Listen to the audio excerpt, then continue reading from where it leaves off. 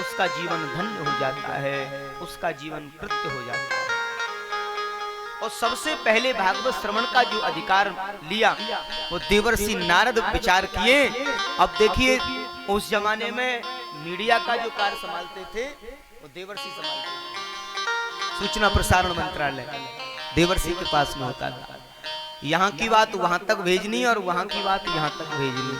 हाँ, और उनका बड़ा, अब देखिए वो बड़े रहस्यमय व्यक्ति रहे। देवर्षि के बारे में बड़ा चिंतन किया जाए। कहते हैं कि उन्होंने ऐसी ऐसी कल्पनाएं प्रस्तुत की कि जिनमें कभी लड़ाई झगड़ा नहीं होता हो वहां देवर्षि पहुंच जाए, शुभारंभ होने लग जाए। हाँ, कोई व्यक्ति इधर उधर की करने वाला होता है ना तो उसको क्या है, बड़ा नारद बना फिरता है, तो नारद है, इधर उधर की करने वाला है ना। हाँ, लेकिन नारद जैसा होना जरूरी है।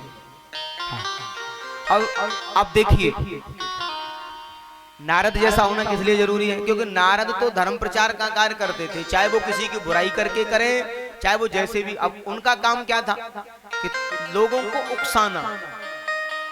अरे फलाने फलाने लोग करा रहे हैं श्रीमद् भागवत, तुम कैसे पीछे रह रहे हो, तुम भी जाओ ना। हाँ, तुम काय को, अरे तुम भी तो इसी गांव के हो, वही है, बस तुम भी सहयोग करो जा करके, तुम भी जुड़ जाओ। और इधर आ गए हमारे जो चार जो लोग हैं उनके पास में मैंने बोल दिया है तुम क्या कर सकते हो, वो कर रहे हैं, देखो मैंने बोल दिया है उनसे भी। हाँ, तो उधर उनको कुछ कह दिया और इधर आके इनको कह दिया। अब दोनों में जोश बना है, और दोनों में जोश अब किस लिए बना, अच्छे कार्य के लिए तो बना है। और नारद ने अगर अपना काम किया तो गलत थोड़ी किया। तो कभी कभी नारद की जो वाणी बताई, वो नारद जिनकी वाणी कभी रद्द ना हो, नारदौ देव दर्शना, जो नारद के दर्शन करे उसे देव दर्शन जरूर हो। और जहां हमेशा लड़ाई झगड़ा बना रहता हो और वहां नारद जी चले जाएं तो हमेशा के लिए लड़ाई झगड़ा बंद भी हो जाता है, बंद भी हो जाता है। तो नारद जी तो विचित्र हैं। और देवर्षि नारद बोले भैया अब ये सेवा मुझे सौंपिए। देवता लोग बोले हम तो धराधाम पर जा नहीं पाएंगे, क्योंकि निवेदन किया है कि धराधाम पर जाना होगा और तब श्रीमद् भागवत आप सुन पाओगे, तब सुन पाओगे। तो नारद जी आए हैं और सनत कुमार, सनक सनंदन सनातन सनत कुमार चारों भाइयों को प्रणाम किया है और एकदम तीव्र गति से जा रहे थे। और जैसे ही जा रहे थे तो हरिद्वार में पहुंचे जाकर के। न जाने कहां कहां भ्रमण किया उन्होंने, कई जगह गए, कई जगह अनेकों तीर्थों में गए। बोले कहां सरलता मिलेगी, कहां सहजता मिलेगी, भगवान कहां मिलेंगे, भगवान की कथा कहां मिलेगी। और ढूंढते ढूंढते और सोई उनको रास्ता मिल गया हरिद्वार का, हरि का द्वार, यानी गंगा का पावन पुलिन। और हरिद्वार वो पहुंच गए और वहां सनक सनंदन सनातन सनत कुमार चारों भैया चंदन लगाए बैठे हुए गंगा के पुलिन में। और उन्होंने आकर के ओ बाबा, अरे बड़े तीव्र गति से दौड़ते हुए जा रहे हो। तो यहां संवाद जो किया है विद्वान तो विद्वता के परिवेश में बोलेंगे कि कथम ब्रह्म नंदीन मुख पश्चित चिंता तुरो भवान त्वरितं गम्यते कुत्र कुतश्चागमनो तव।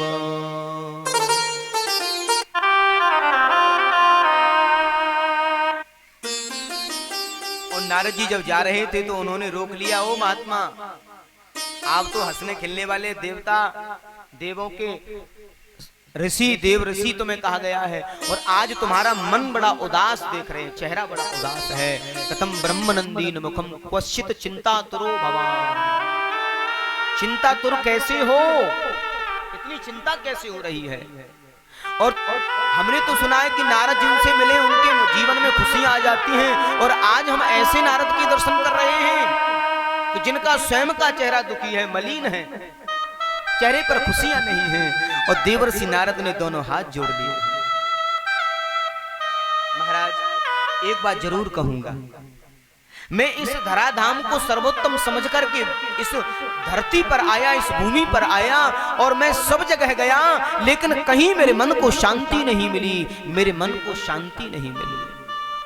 हर जगह गया, कहां नहीं गया मैं, सब जगह गया, केवल एक ही खोज में कि मुझे शांति चाहिए, मुझे शांति चाहिए। मेरे जीवन में शांति नहीं है और जहां भी गया वहां शांति मिली नहीं, और मैं कहां नहीं गया।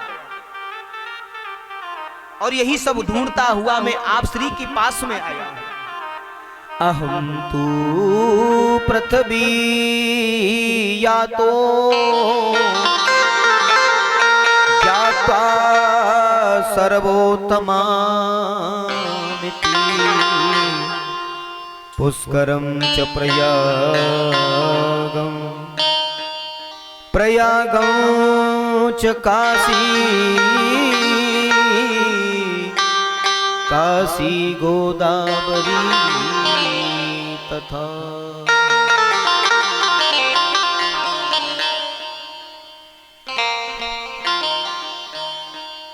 मैं इस धराधाम को सर्वोत्तम मान करके सभी तीर्थों में गया, पुष्कर गया, प्रयाग गया, और मैं कहां कहां नहीं गया, मैं तो सब जगह गया, लेकिन मेरे मन को बिल्कुल भी शांति नहीं मिली, कहीं भी शांति नहीं।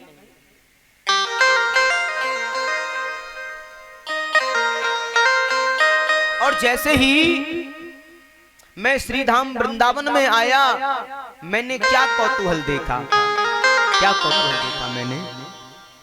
और वृंदावन में जैसे आया तो मैंने कौतूहल देखा कि एक युवती बैठी हैं और उनके पास में दो वृद्ध पुरुष पड़े हैं, दो वृद्ध पुरुष पड़े हैं, लेटे हुए हैं। मेरे से कहा रुकने के लिए, महात्मा आप रुक जाइए। मैं रुका, मैंने पूछा माता जी क्या परेशानी है। बोले महाराज मेरे दो पुत्र हैं और ये कलयुग के प्रभाव से वृद्ध हो गए हैं, इसलिए महाराज मैं बड़ी दुखी हूं और ये अचेता अवस्था में चले गए हैं, अचेत हो गए हैं। मैं चाहती हूं इनकी जो अचेता अवस्था है ये कैसे दूर हो, मेरे मन को कैसे शांति मिले, मैं ये चाहती हूं। अब तो मैंने गीता जी का पाठ उनके कान के पास में जाकर के कहा, गीता पाठे मुहुर्मुहु, गीता पाठे मुहुर्मुहु। गीता जी का पाठ मैंने कई बार उनको कहा, उनके कान के पास में जाकर के सुनाया, और गीता का पाठ जैसे सुना तो थोड़ा सा उनको जागृति हुई और थोड़ी सी जागृति हुई और पुनः उनकी समाधि लग गई, समाधि में पुनः चले गए। मैं चलने लगा और देवी से पूछा, देवी ये? बोली ये मेरे दोनों पुत्र हैं, ज्ञान और वैराग्य, और मैं भक्ति देवी। तो महाराज मेरे मन को बड़ा कष्ट है कि कलयुग के प्रभाव से ज्ञान और वैराग्य बूढ़े हो गए हैं और भक्ति को कष्ट है। तो ज्ञानी भी चाहिए, वैरागी भी चाहिए, तो ही तो समाज का कल्याण हो पाएगा। न ज्ञानी होंगे न वैरागी होंगे तो समाज को कौन आईना दिखाएगा। मेरे मन का यही कष्ट है।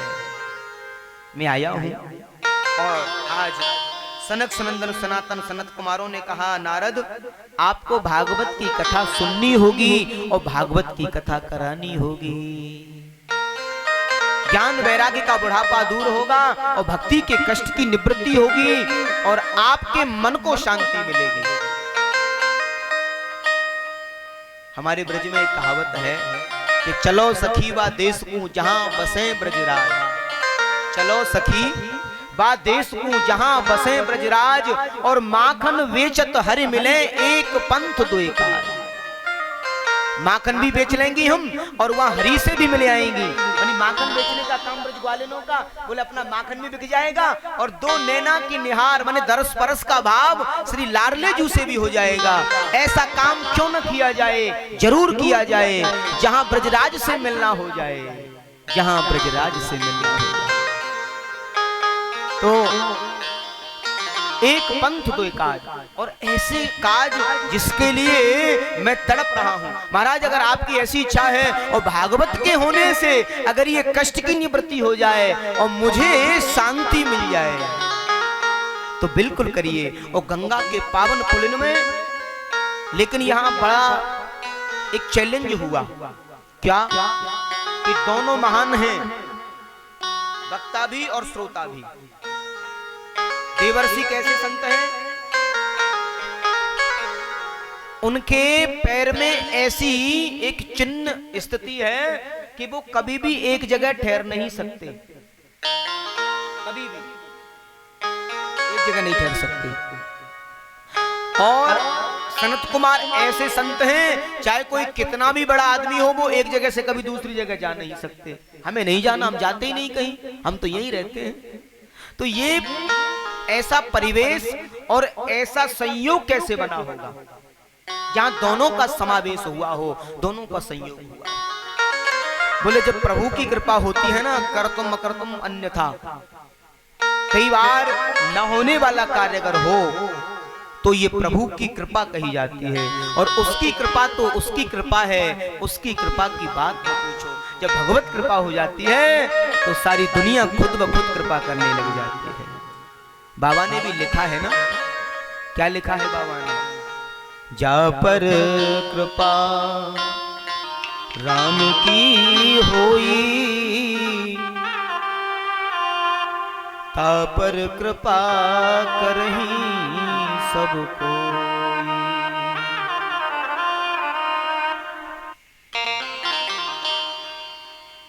तो राम की जब किसी के ऊपर कृपा हो जाए तो संसार तो खुद ब खुद कृपा करने लगता है। और राम की कृपा हो गई है तो संसार की कृपा तो हो ही जाएगी। अब ये तो बिल्कुल कन्फर्म है।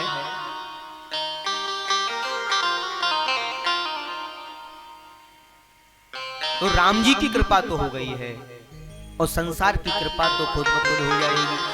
तो हमें कृपा राम की चाहिए और यहाँ पर श्री हरि की कृपा हो गई है और संत समागम हुआ है और दोनों संत हैं, महान संत हैं। और बैठ करके जब कथा सुनने लगे और कथा की परिकल्पनाएं पूरी की, आचार्य बंधुओं ने जब श्लोकों का अनुवाद किया और चार वक्ता और श्रोता अकेले। अब यहाँ उल्टा है, वक्ता चार बैठे हैं और श्रोता अकेले हैं। और सनत कुमार बाबा बोले, नारद जी आप पूछेंगे अगर अकेले हमारे सुरेश जी बैठ जाते तो हम भी पूछते कि अकेले अकेले कैसे बैठे हो। तो पहला जो परिकल्पना मात्र भाव प्रकट किया यहाँ संतों ने, वो भाव प्रकट किया कि आप अकेले अकेले कैसे हो। बोले जब कभी कोई गृहस्थ अनुष्ठान कराता है, जैसे आप सबने ये अनुष्ठान कराया है मिलकर के, तो यहाँ ऐसे अनुष्ठान में सबको प्रतिनिधित्व दिया जाता है। और जो मुख्यतः पूजा पाठ अनुष्ठान में शामिल होते हैं उन्हें सपत्नीक बैठाया जाता है। परम सौभाग्यशाली। अब भाई आप सबकी तरफ से प्रतिनिधित्व दिया गया हमारे पांडे जी को, सुरेश जी को। भाई आप सबने निमित्त किया कि आपको ये पद, ये व्यवस्था संभालनी है, तो अब अकेले थोड़े बैठेंगे, सपत्नीक बैठेंगे। क्यों? क्योंकि हमारी संस्कृति कहती है, हमारी पद्धति कहती है और सनातन संस्कृति का एक प्रतीक है। क्योंकि कहीं भी किसी भी देश में कहीं भी सिवाय भारत और नेपाल के अन्य कहीं जगह पत्नी को धर्मपत्नी नहीं कहा जाता। हमारे दो ही ऐसे राष्ट्र हैं विश्व के अंदर जहां पत्नी को धर्मपत्नी का दर्जा दिया है, जहां पत्नी को धर्मपत्नी का दर्जा दिया है और धर्मपत्नी के साथ में बैठा जाता है। सनातन संस्कृति का द्योतक है ये। और इशारा किया कि आप, अब नारद जी तो पकड़ संत कोई है ही नहीं, अब शादी तो हुई नहीं, अब हुई नहीं या की नहीं ये तो पता नहीं, लेकिन हाँ शादी थी नहीं। तो नारद जी से मजाक मजाक में बोला, अकेले अकेले भक्कड़ ही बैठ गए, वो कहाँ हैं? नारद जी बोले वो तो हमारे साथ में नहीं है। बोले क्यों नहीं है? अब गुरुजी तो पूछेंगे, अकेले अकेले आए हो? भाई अकेला आसन तो सूना होता है। वो महाराज जी हम फक्कड़ बाबा हैं, हम फक्कड़ संत हैं, तो भी आप अकेले नहीं बैठ सकते। फिर बोले और भी आसन लगवाओ। अब व्यवस्था तो करनी पड़ेगी, अकेले नहीं बैठ सकते। अब नारद जी को याद आया, बोले मैं अकेला नहीं हूं। बोले तो? बोले मेरे साथ मेरी भक्ति है, मेरे साथ मेरी भक्ति है। और फिर भी बोले एक और है ज्ञानी और बैरागी। मैं ज्ञानी भी हूं और बैरागी भी हूं, ऐसा संतों ने कहा है कि बाबा आप तो ज्ञानी भी हैं बैरागी भी हैं, तो मेरे भक्ति ज्ञान और बैरागी के आसन लगेंगे। और वो भक्ति ज्ञान बैरागी तो वृंदावन में बस रहे हैं। तो बताते हैं वृंदावन से बद्रीनाथ धाम जाने के लिए जब हरिद्वार पहुंचते हैं तो बिल्कुल आधा रास्ता तय हो जाता है। यानी हरिद्वार से वृंदावन आने के लिए जितना समय और जितनी दूरी है उतना ही बद्रीनाथ धाम के लिए ऊपर जाने के लिए होती है। पहाड़ों में मध्य है बिल्कुल हरिद्वार। तो आवाज लगाई, ओ भक्ति मैया, ओ ज्ञानी बाबा, बैरागी बाबा, आप जहां भी हो चले आओ। आवाज लगा दी तो सभी भक्त ज्ञानी और बैरागी और चले आए और आसन लगा दिए हैं। अब यहाँ 4 आसन लगे हैं। अब कम से कम इतनी संख्या तो हो, और 4 ही सुनाने वाले, 4 ही सुनने वाले। हाँ तो 4 मिले 64 खिले और 20 रहे कर जो। हर जन सो हर जन मिले और बिहसे साथ करो, बिहसे साथ करो। आध्यात्म की अगर बात करें तो भक्त से जब भक्त मिलते हैं तो सबसे पहले क्या होता है? 4 मिले 64 खिले। यानी भक्त से जब भक्त मिलते हैं तो 2 नेत्र सामने वाले के और 2 नेत्र सामने वाले के। कितने हो गए? 4 हो गए ना। तो 4 मिले, अब 64 क्या हो गया? 64। जब कोई भक्त से भक्त मिलता है तो मुस्कुराता है, खिलखिलाता है, हंसता है, और 32 आपकी और 32 उनकी थी जाती है। तो कितने हो गए? मुझे गिनती नहीं आती, थोड़ा जोर से बोलिए। 64 हो गए। और फिर क्या होता है जब प्रेमी से प्रेमी, भक्त से भक्त जब मिलते हैं तो फिर ऐसे ही थोड़े मिल जाएंगे, ऐसे गर्दन तान के। फिर क्या करेंगे? ऐसे जागरूक हैं। तो 20 रहे कर जो। कर माने हाथ, 10 आपकी उंगलियां और 10 सामने वाले की। कितने हो गए? तो बिहसे साथ करो। 3.5 आपके और 3.5 हमारे। 3.5 माने करोड़। मेडिकल साइंस भी उसकी कल्पना नहीं कर पाया, लेकिन हमारे दिग्दर्शकों ने, विद्वानों ने कहा कि मानव शरीर में 3.5 करोड़ रोम छिद्र हैं। 3.5 करोड़ रोम छिद्र हैं। तो 7 करोड़ जो रोम छिद्र हैं प्रस्फुटित हो जाते हैं, रोंगटे खड़े हो जाते हैं जब भक्त से भक्त मिलते हैं, प्रेमी से जब प्रेमी मिलते हैं। ये भक्ति की पहचान है, ये भक्त की पहचान है। एक बार प्रेम से बोलिए राधे राधे। हरि का भजन करो, हरि है तुम्हारा। हरि का भजन करो, हरि है तुम्हारा। हरि का भजन करो, हरि है तुम्हारा। हरि का भजन करो, हरि है तुम्हारा। हरि नाम लेने वाले, हरि नाम लेने वाले, हरि को है प्यारा। हरि का भजन करो, हरि है तुम्हारा। हरि का भजन करो, हरि है तुम्हारा।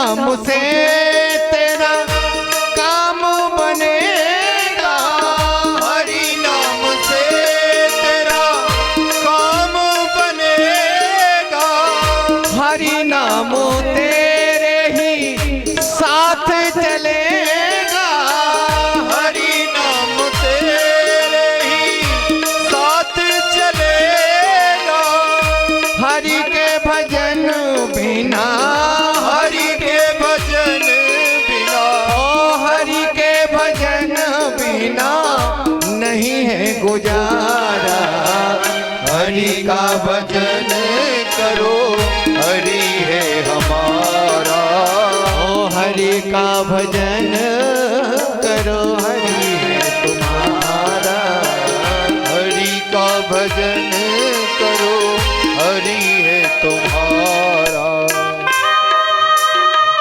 हरि बोल।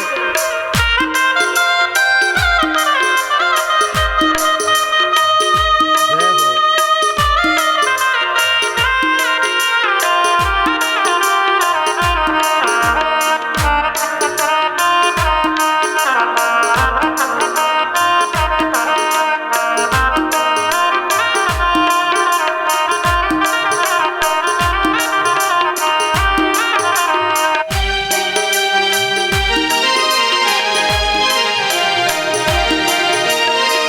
कोई कहे राधे श्याम, कोई कहे सीताराम, कोई कहे राधे श्याम, कोई कहे सीताराम, कोई गिरिधर गोपाल, कोई राधा माधव लाल, कोई कहे गिरधर गोपाल, कोई राधा रमण बिहारी, कोई हरि दीन बंधु, कोई हरि दीन बंधु, ओ नमो बारंबारा, हरि का भजन करो हरि है तुम्हारा, ओ हरि का भजन करो हरि है तुम्हारा, ओ हरि का भजन करो हरि श्री है राधे। तुम्हारा। जय हो।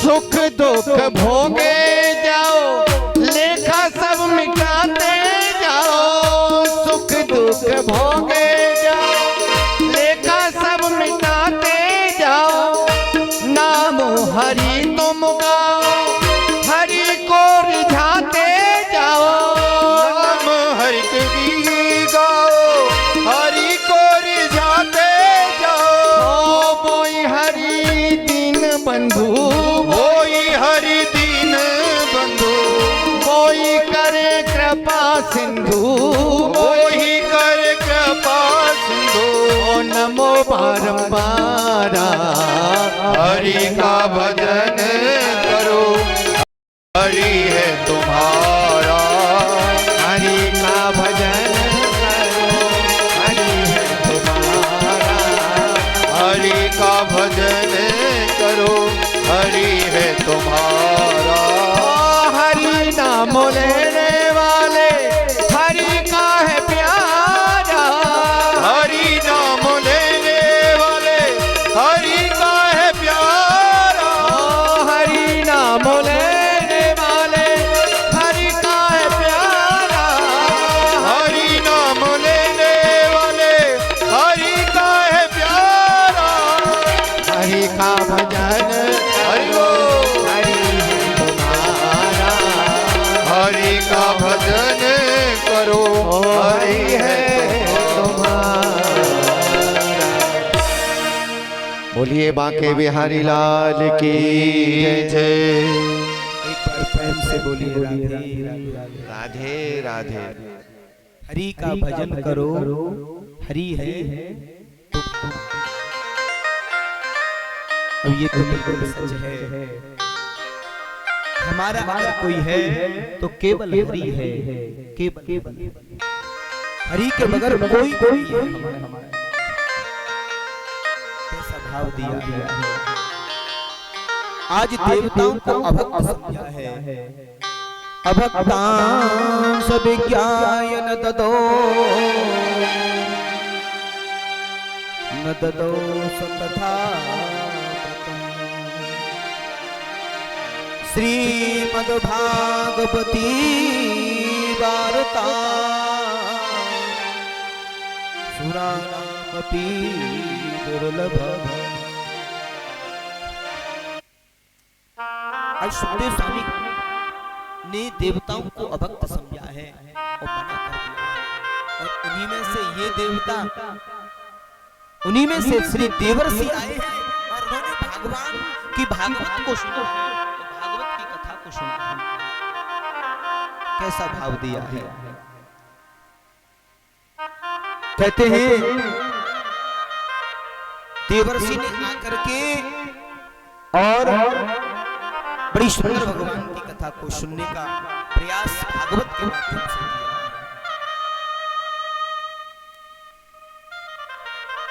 उधर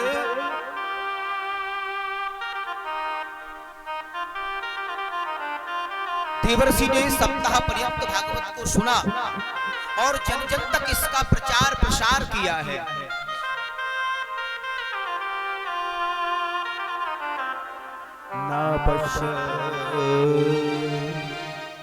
ना पच्छ कुछ शर्म मन संतोष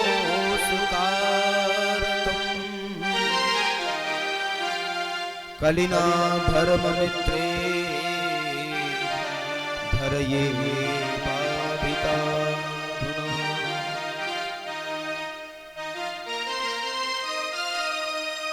देवर्षि नारद ने इसका जन जन तक प्रचार प्रसार किया। अरे भैया ये आवाज देख ले भाई, आवाज ना आ रही क्या?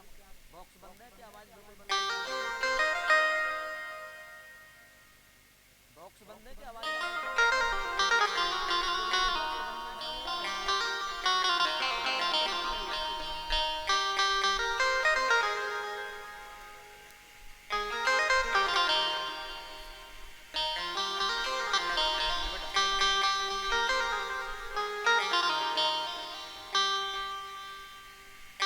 तो देवर्षि नारद जब विचार कर रहे हैं, देख रहे हैं संसार की व्यवस्थाओं को, संसार के कार्यों को,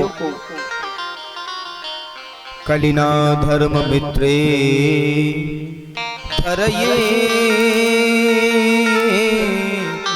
धरये बाधिता।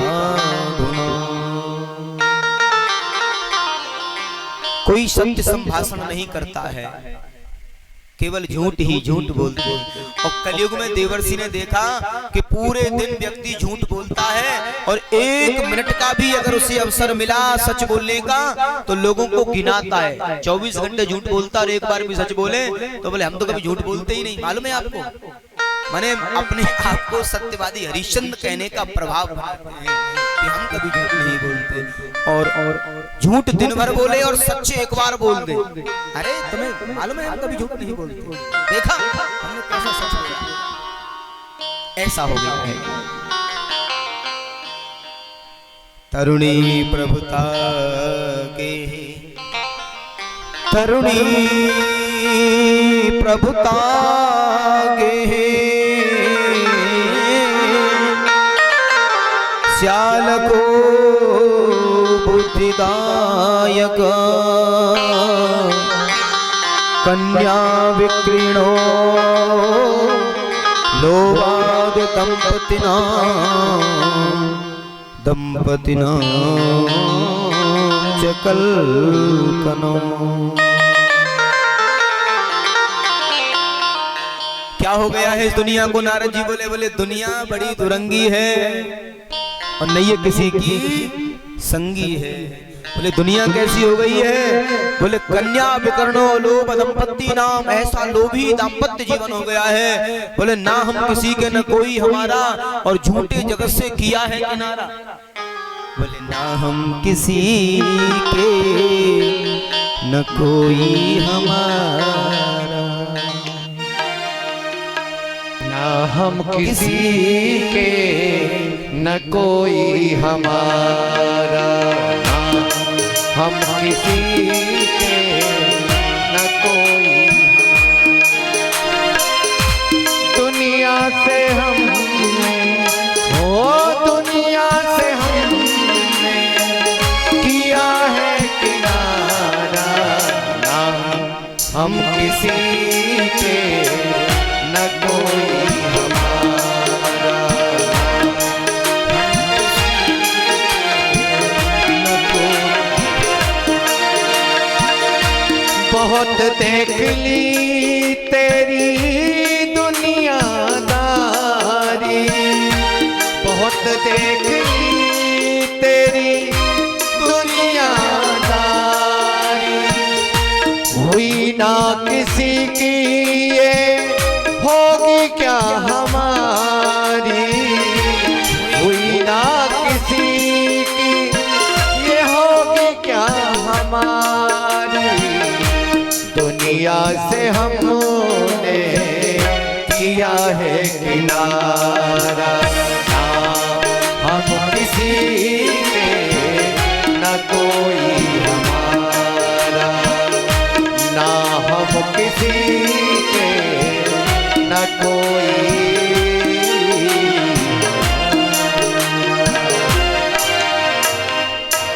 झूठे जगत से किया है किनारा और ना हम किसी के न कोई। अच्छा ये बताइए कोई किसी का है? दादाजी आप बताइए, कोई नहीं है ना? हाँ ये सच है, कोई किसी का नहीं है। और ये देखा देवर्षि नारद ने अपनी आंखों से, कन्या विकर्णो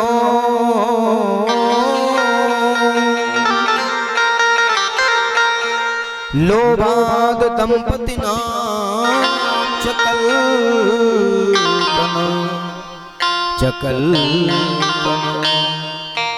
संसार के लोगों को देखा जो माता पिता अपना सर्वस्व न्यौछावर कर देते हैं, उनको देखा, उन बूढ़े माता पिताओं को देखा, उन बूढ़े माँ बाप को देखा, एक दिन विलखते हुए देखा। कैसे? बोले प्रभु जिनके लिए पूरा जीवन हमने न्यौछावर कर दिया, अपनी जवानी न्यौछावर कर दी, उन बच्चों के लिए जिन्होंने हमें अकेला छोड़ दिया, हमें अकेला छोड़ दिया, आज हमें पूछते तक नहीं है। हमारे मन में आता है कि क्या करें? क्यों? क्योंकि ये संसार ऐसा जो हो गया है, यहाँ तरनी प्रभुता के हो, यहाँ तो नई बहू की चलती है, बूढ़े माँ बाप की कहाँ चले? कौन पूछता है बूढ़े माँ बाप? ससुराल प्यारी भई जब ते नवनार बिहाय के आई तब ते। जब से श्रीमान जी की शादी हुई है, अब पहले तो माता पिता का आदेश चलता था, तो माता पिता के श्री चरणों में अनुराग था, प्रेम था, प्रीति थी, और जैसे ही शादी हुई कहते हैं, बड़ा सुंदर भाव दिया है, कहते हैं जब कंगना हाथ में बंध जाता है ना, तो कहते हैं बंध गए हाथन में कंगनवा और बन गए सजनी के सजनवा। और जब से सजनवा बने तब से तो भूल ही गए, बिल्कुल माता पिता को भूल गए। हाँ हुआ। और देवर्षि नारद इसके गवाह है, मैं नहीं, आप नहीं, देवर्षि नारद स्वयं गवाह है। देवर्षि नारद ने ऐसा कहा है।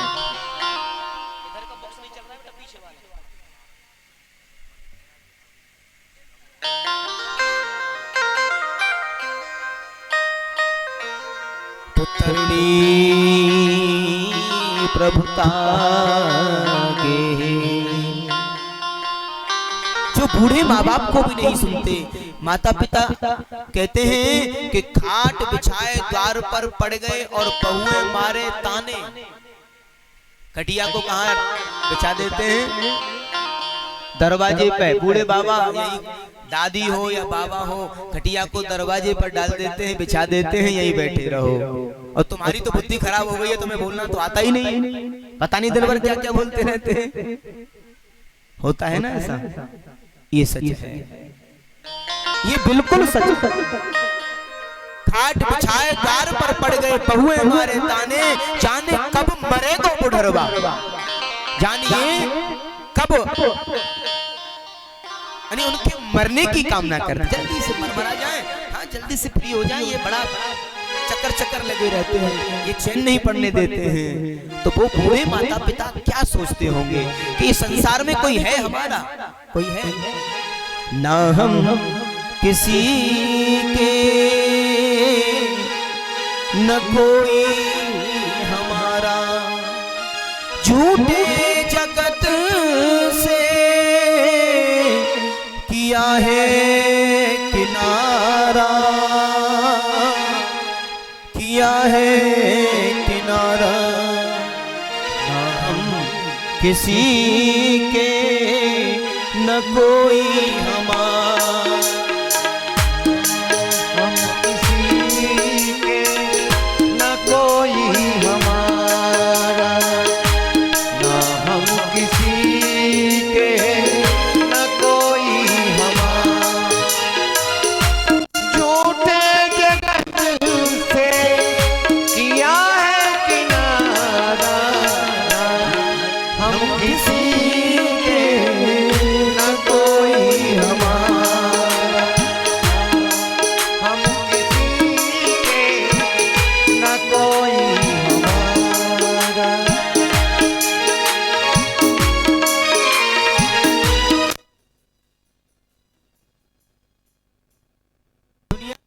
को देख लिया है, दुनिया के संबंधों को देख लिया है, लेकिन यहाँ हमें हमारा तो कोई मिला नहीं है, ना हम किसी के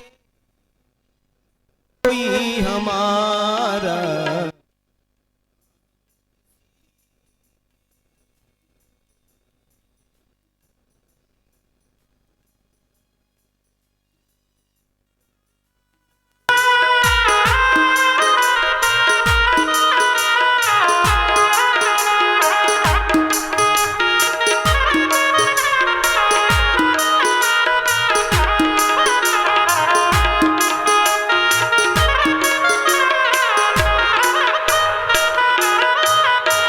प्रेम से बोलिए राधे राधे।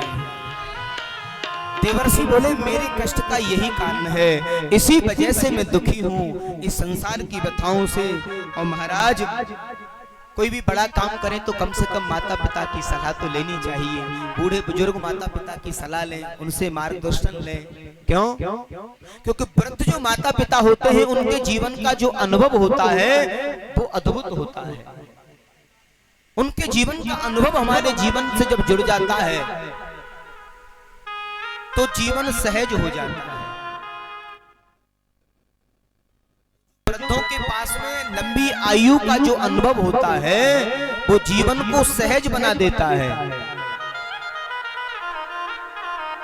लेकिन कैसी कुबुद्धि की शिकार। देवर्षि बोले मेरे सबसे बड़ी चिंता का अगर कोई कारण है तो वो यही है।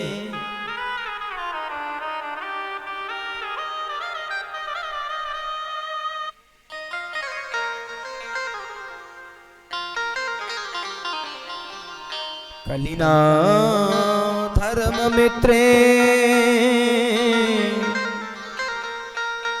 धरये बाधिता धुना। कलयुग का जो मित्र अधर्म है उसने लोगों की बुद्धि को विकृत बना दिया है। उन्होंने लोगों की बुद्धि को विकृत कर दिया है। कलयुग का जो मित्र अधर्म है।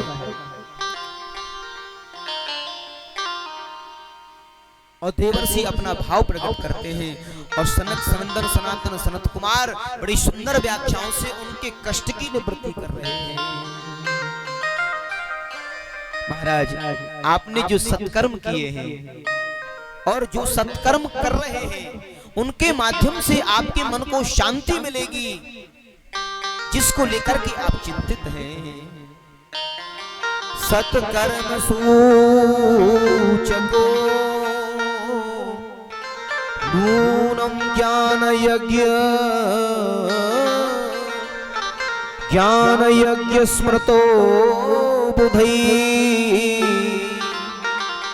श्रीमद्भागवतालाप सतगीत सुखादि।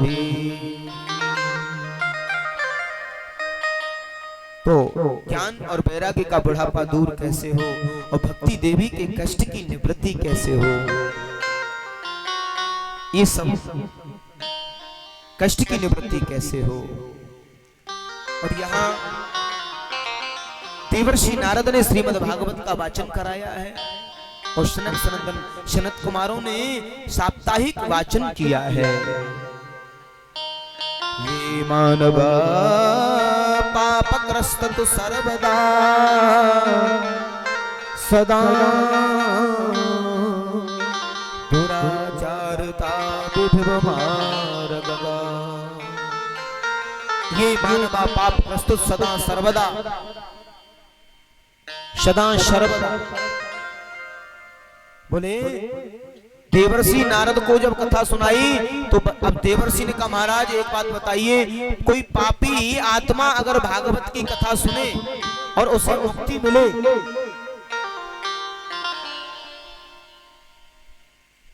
कोई पापी आत्मा अगर भागवत की कथा सुने तो उसे मुक्ति मिले, ऐसा कुछ वर्णन है? बोले ऐसा वर्णन है। क्या वर्णन है? बोले ये मानवा पापग्रस्त सर्वदा सदा दुराचारता विभुमार्गगा क्रोधा अग्निदग्धा कुटिला शिखामिना शब्दा यज्ञेन कलो पुनतिते। बोलो जिस व्यक्ति ने जीवन पर्यंत पाप कर्म किए हों और पाप कर्म करते करते जिनकी मृत्यु हो गई हो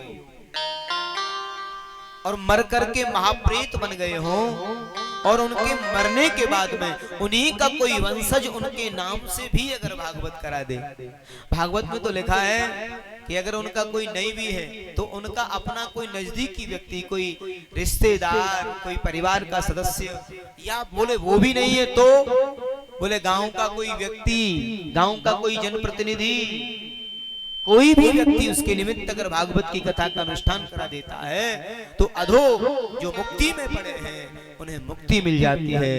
ऐसी भागवत की परिकल्पना है, ऐसी भागवत की कृपा है। तो अधम देह से मुक्ति की ओर ले जाने वाली है भागवत की कथा। तो कैसे भी किसी भी प्रकार से भागवत की कथा हो, तो यहाँ धुंधकारी आत्मदेव और धुंधली की कथा और गौकर्ण महाराज की कथा को सुनाया है। कहते हैं आज तुंगभद्रा नदी के किनारे आत्मदेव नामक एक विद्वान ब्राह्मण रहते हैं और आत्मदेव जी महान विद्वान हैं और नियमित गायत्री जाप करते हैं। विप्र कुल में उनका जन्म हुआ है और ब्राह्मण के लिए तो भजन करना, जाप करना बड़ा जरूरी बताया है। संतों ने लिखा है कि ब्राह्मण शासन तपा मुक्ति साधने तपा मुक्ति साधने।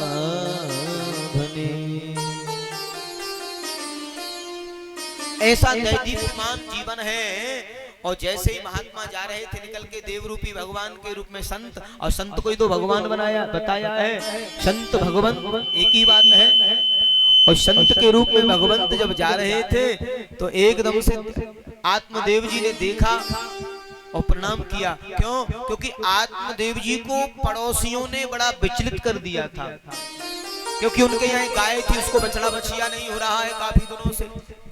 उनकी पत्नी को कोई बाल गोपाल नहीं हो रहा है काफी दिनों से।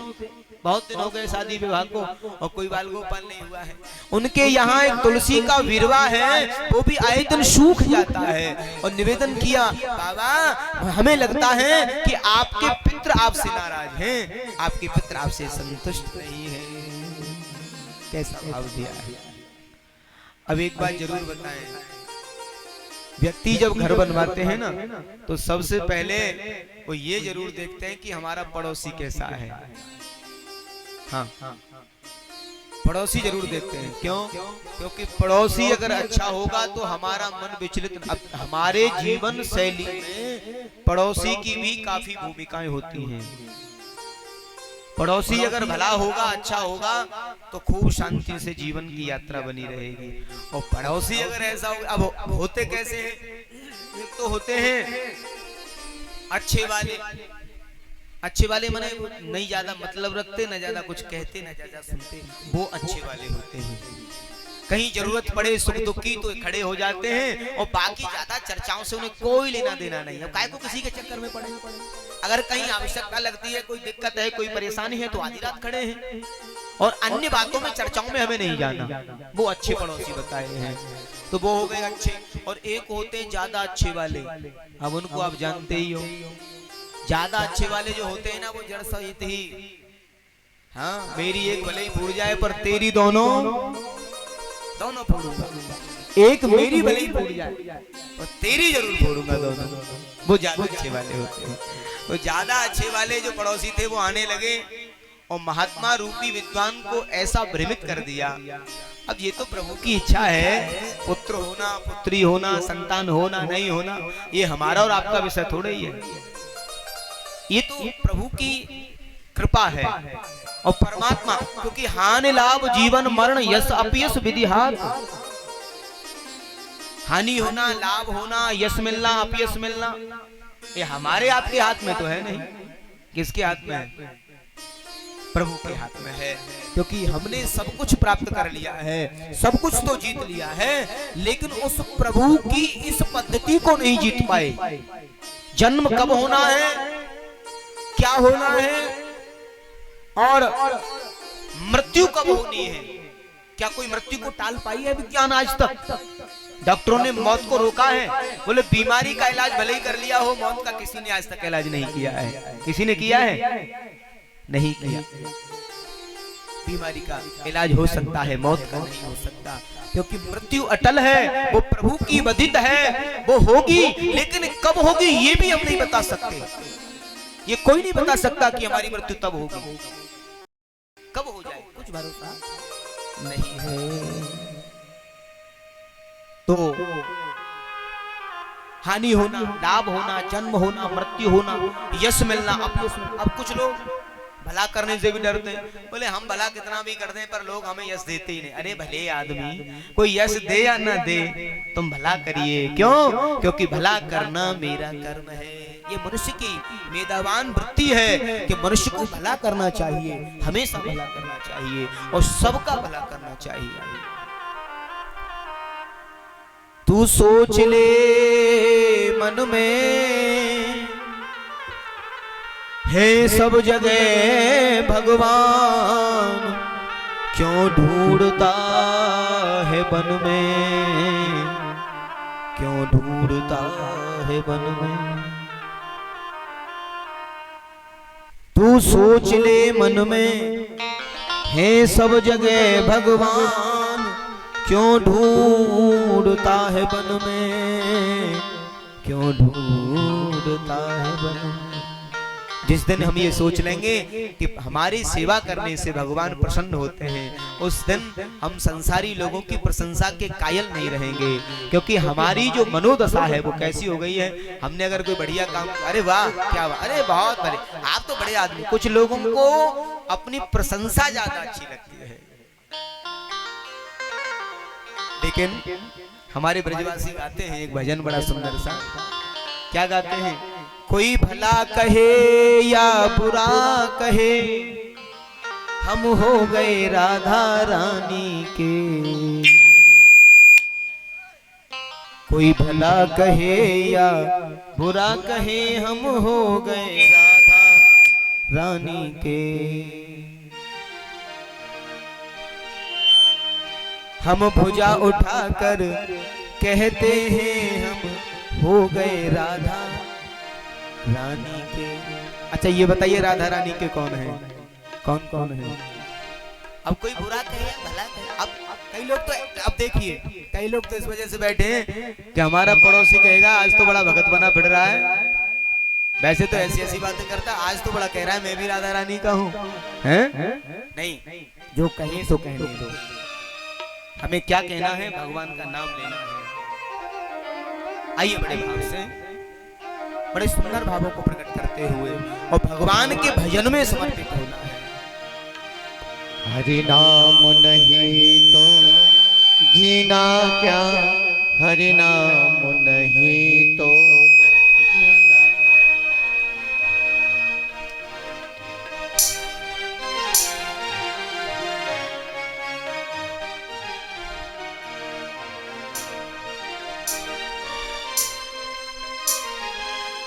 अमृत है हरि नाम जगत में, अमृत है हरि नाम जगत में, छोड़ इसे विष पीना क्या, हरि नाम नहीं तो जीना क्या, नहीं तो जीना क्या, हरि नाम नहीं तो जीना क्या, हरि नाम नहीं तो जीना क्या।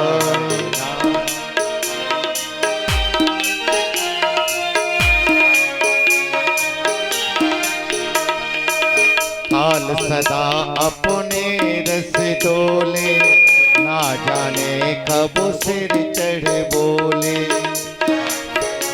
अपने रस डोले, ना जाने कब सिर चढ़ बोले। हरि का नाम जपो निस्वासर, हरि का नाम जपो निस्वासर, हरि का नाम जपो निस्वासर, इसमें बरस महीना क्या, हरि नाम नहीं तो जीना क्या, हरि नाम नहीं तो जीना क्या, हरि नाम हरि नाम नहीं तो।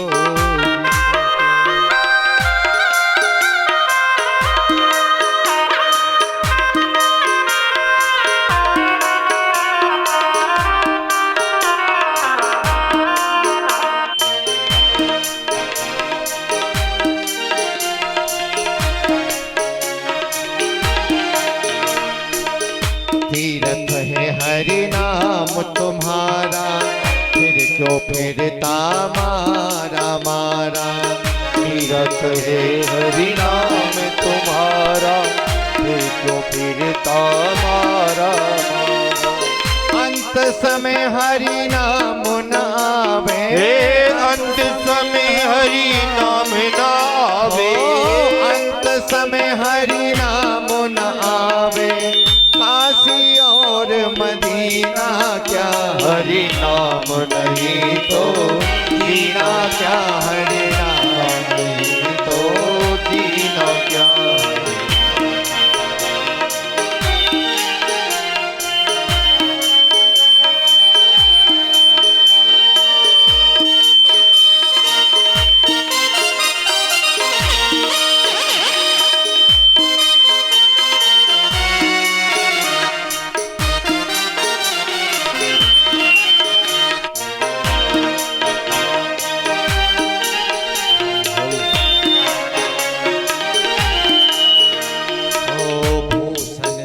सब अंग सजाया, रसना पे हरि नाम न आया,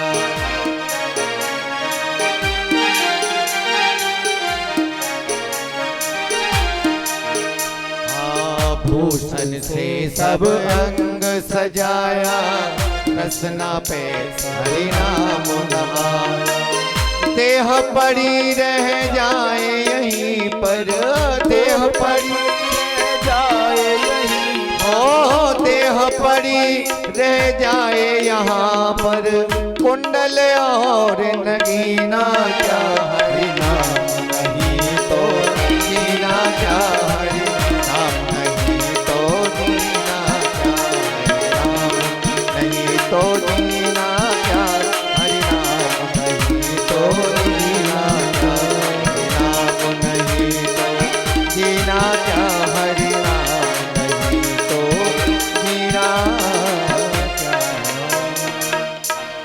एक बार प्रेम से बोलिए राधे राधे। श्री राधे राधे।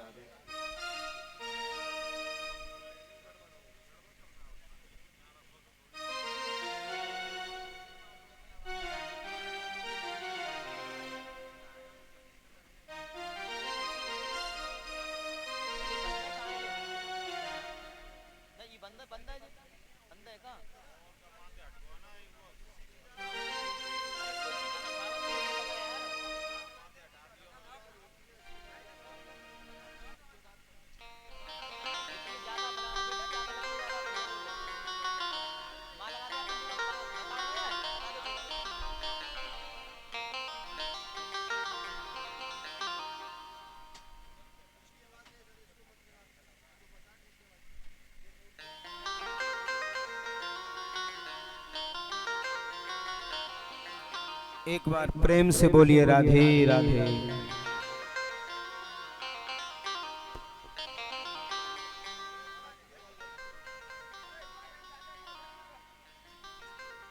श्री वृंदावन बिहारी लाल की।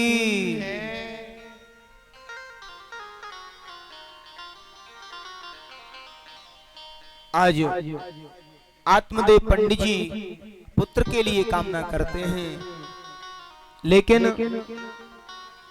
जरूरी नहीं है कि पुत्र होने से हमारे जीवन में सुख की कामना हो सकती है, जरूरी नहीं है।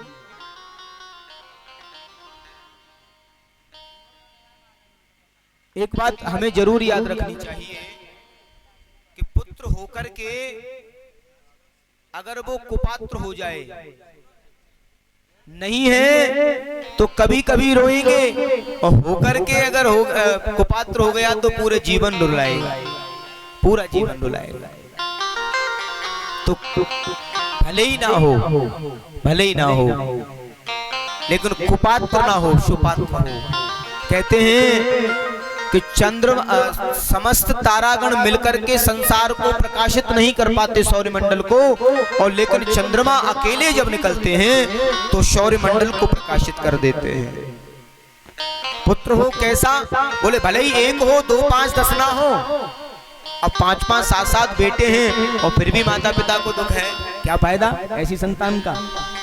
एक हो लेकिन ऐसा हो जो माता पिता को सुख देने वाला हो, माता पिता को आनंद देने वाला हो, ऐसा पुत्र होना चाहिए। वस्त्र मलिन से तेज छुपे और बासी भोजन भले छुपावे। वस्त्र मलिन से तेज छुपे और बासी भोजन बलकूं छुपाए। कुल की लाज बादिन छुपे, जादिन पूत कपूत जन्म घर आए। हमारे कुल की लाज उस दिन छुपती है जिस दिन हमारे यहाँ नहीं पूत कपूत जन्म घर आ गए। बोले पुत्र तो हुआ लेकिन वो कुपात्र हुआ, सुपात्र नहीं हुआ, माता पिता की आज्ञा मानने वाला नहीं हुआ। उस दिन हमारे कुल की लाज छुप जाती है। तो बेटा हो, अब महात्मा जी ने मना किया, उनकी मस्तिष्क रेखा को पढ़ा कि पंडित जी वैसे तो आप विद्वान हैं, ज्ञानी हैं, महात्मा हैं, और मैं क्या आपको ज्ञान दे सकता हूँ, मैं क्या ज्ञान दे सकता हूँ। आप तो महान हैं, अनंत हैं, सबको जानने वाले हैं, फिर भी 7 जन्म तक आपको पुत्र सुख नहीं है, 7 जन्म तक आपको पुत्र सुख नहीं है। अब जिनको 7 जन्म तक पुत्र सुख नहीं है और वो कह रहे हैं कि मुझे पुत्र चाहिए, बोले मैं तो सर फोड़ फोड़ के यही मर जाऊंगा अगर बेटा होने का दान मेरे लिए वरदान नहीं देंगे तो। मना किया, समझाया, नहीं माने। एक फल दे दिया, जाओ ब्राह्मणी को दे देना, सुंदर गुणवान पुत्र होगा। अब सुख मिलेगा या नहीं मिलेगा ये कुछ कहा नहीं जा सकता, मिले ना मिले जरूरी नहीं है। कैसा भाव दिया है। एक बार प्रेम से बोलिए राधे राधे राधे राधे।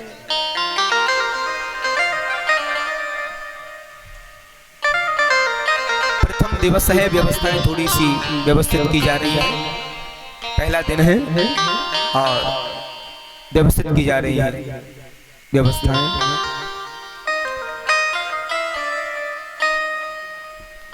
तो कहते हैं आज फल दिया है और पंडित जी उस फल को लेकर के और धुंधली देवी के पास में आए हैं। पंडित जी की जो पत्नी है उनका नाम है धुंधली। यथा नाम तथा गुण, जैसा नाम वैसा गुण। यथा नाम तथा गुण, और जैसा नाम है वैसा ही काम है। कैसा भाव प्रकट किया है, एक बार प्रेम से बोलिए राधे राधे। हे राधे। ला करके वो फल प्रदान कर दिया है, फल दे दिया है। और धुंधली देवी ने वो फल लिया और उसे परीक्षण के लिए गाय को दे दिया है कि इस फल से कुछ होता भी है या नहीं, हमें ये देखना है इस फल से कुछ होता भी है या नहीं। अब अपनी जो बहन थी उसको कहा कि बहन तेरे यहाँ कोई खिलाने वाला नहीं है और मेरे यहाँ कोई खाने वाला नहीं है, इसलिए तुम्हारे जो बेटा हो, अब की बार जो संतान हो, उसे आप मुझे दे देना, उसे मुझे दे देना। और धुंधली स्वयं संतान के लिए प्रयास नहीं करती हैं, क्योंकि उनकी जो मति है, उनके जो विचार हैं, वो बिल्कुल भी ठीक नहीं है। लेकिन एक बात जरूर याद रखिए, एक बात जरूर याद रखिए, भगवान भी कहते हैं कि मन को जब तक हम निर्मल नहीं बनाएंगे तब तक हमें परमात्मा नहीं मिल सकते। निर्मल मन जन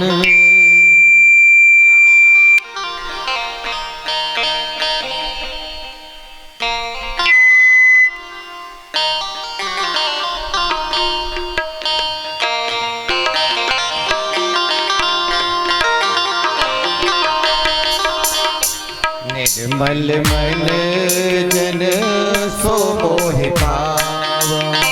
निर्मल मन जन सो मोहि पावा। मोहे कपट छल छिद्र न भावा। मोहे कपट छल छिद्र न भावा। छिद्र न भावा। निर्मल मन जन सो मोहि पावा। निर्मल मन जन सो मोहि पावा। एक बार प्रेम से बोलिए राधे राधे। धुंधली देवी का मन तो पवित्र नहीं है, विचार भी ठीक नहीं है, और समय जैसे पूर्ण होता है और पंडित जी घर से बाहर गए हुए हैं और पीछे से हल्ला कहलवा दिया कि मुझे बेटा हुआ है, मुझे बेटा हुआ है। और पंडित जी को गांव के बाहर लौटते समय जैसे मालूम हुआ तो एकदम से प्रसन्न हुए हैं। कहा मेरा नाम आत्मदेव है और मेरे बेटे का नाम परमात्मा देव होगा। मेरे बेटे का नाम परमात्मा देव होगा। कैसी अद्भुत बात है ये, कितनी सुंदर बात है ये। और मन में ऐसे बोलते हुए आ रहे थे कि मेरे बेटे का नाम परमात्मा देव होगा। और घर आए और धुंधली से कहा धुंधली आज मैंने तो अपने पुत्र की खुशी में उनका नामकरण भी कर दिया। धुंधली तो भी बोली, बोले क्या नामकरण कर दिया? बोले उनका नाम रख दिया मैंने परमात्मा देव। धुंधली बोली जन्म मैंने दिया, पालन पोषण मैं करूंगी, नाम तुम्हारे जैसा कभी नहीं होगा। पंडित जी सीधे साधे उनकी धमकी से डर गए, बोले जैसा भगवान तुम्हें लगे वैसा करिए। तो बोले मेरा नाम धुंधली है, मेरे बेटे का नाम धुंधकारी होगा। मेरा नाम धुंधली है, मेरे बेटे का नाम धुंधकारी होगा। यथा नाम तथा गुण। अब कभी कभी नाम का भी प्रभाव होता है। अब हम अपने बच्चों का नाम अगर ऐसा रखेंगे तो उसका प्रभाव जरूर होगा। तभी तो हमारे पूर्वज लोग, हमारे बुजुर्ग लोग नाम भी बड़ा सोच विचार के रखते थे। तभी तो रखते थे सुरेश महेश रामचंद्र कृष्णचंद्र दीनानाथ दीनबंधु, पता नहीं क्या क्या नाम, ऐसे ऐसे सुंदर सुंदर नाम रखे जाते थे। और नाम ही ऐसा रख दिया, जब जैसा नाम वैसा काम रख दिया। अब तो अकेला है बिगड़ गया, और अकेला बेटा जिस घर में हो उस घर में माँ की जिम्मेदारी ज्यादा बढ़ जाती है, माँ की, क्योंकि बच्चे की जो प्रथम गुरु होती है वो माँ होती है। माँ चाहे तो बच्चे को विद्वान बना दे, माँ चाहे तो बच्चे को जेब कतरा डाकू बना दे, ये माँ के ऊपर निर्भर करता है। और अकेला अगर हो तो माँ की जिम्मेदारी, माँ का उत्तरदायित्व ज्यादा ही बढ़ जाता है। तो यहाँ तो और भी ज्यादा बढ़ने वाला है, ज्यादा होने वाला है। लेकिन यहाँ गलती हो गई धुंधली से, और धुंधली बोली, अब जैसे पैसा मांगे ना माँ, अब खेलने जाने लगे साथियों के साथ में, ताश पत्ता कांच की गोलियों से खेलने लगे, ताश पत्तों से खेलने लगे, और जुए की आदत हो गई, और जुए में धन हारने लगे। मैया बोली अकेला ही तो है, ले जा, तेरे ही काम आएगा, आगे पीछे हमारा क्या है। तो यही गलती हो गई। और जब ज्यादा धन ले जाने लगा और धन खर्च हो गया, तो एक दिन धुंधली बोली अब नहीं दूंगी, सारा तो नष्ट कर दिया तूने। चोर बदमाशों के साथ रहता है, दिन पकड़ा जाता है, छुड़ाने में पैसा लगता है। कई बार तो पंडित जी को भी पता नहीं हो, धुंधली कब कब उसको पैसा दे देती, छुपके दे देती, मेरा अकेला ही तो है, ले जा। गलती हो गई, लेकिन बिगाड़ दिया है।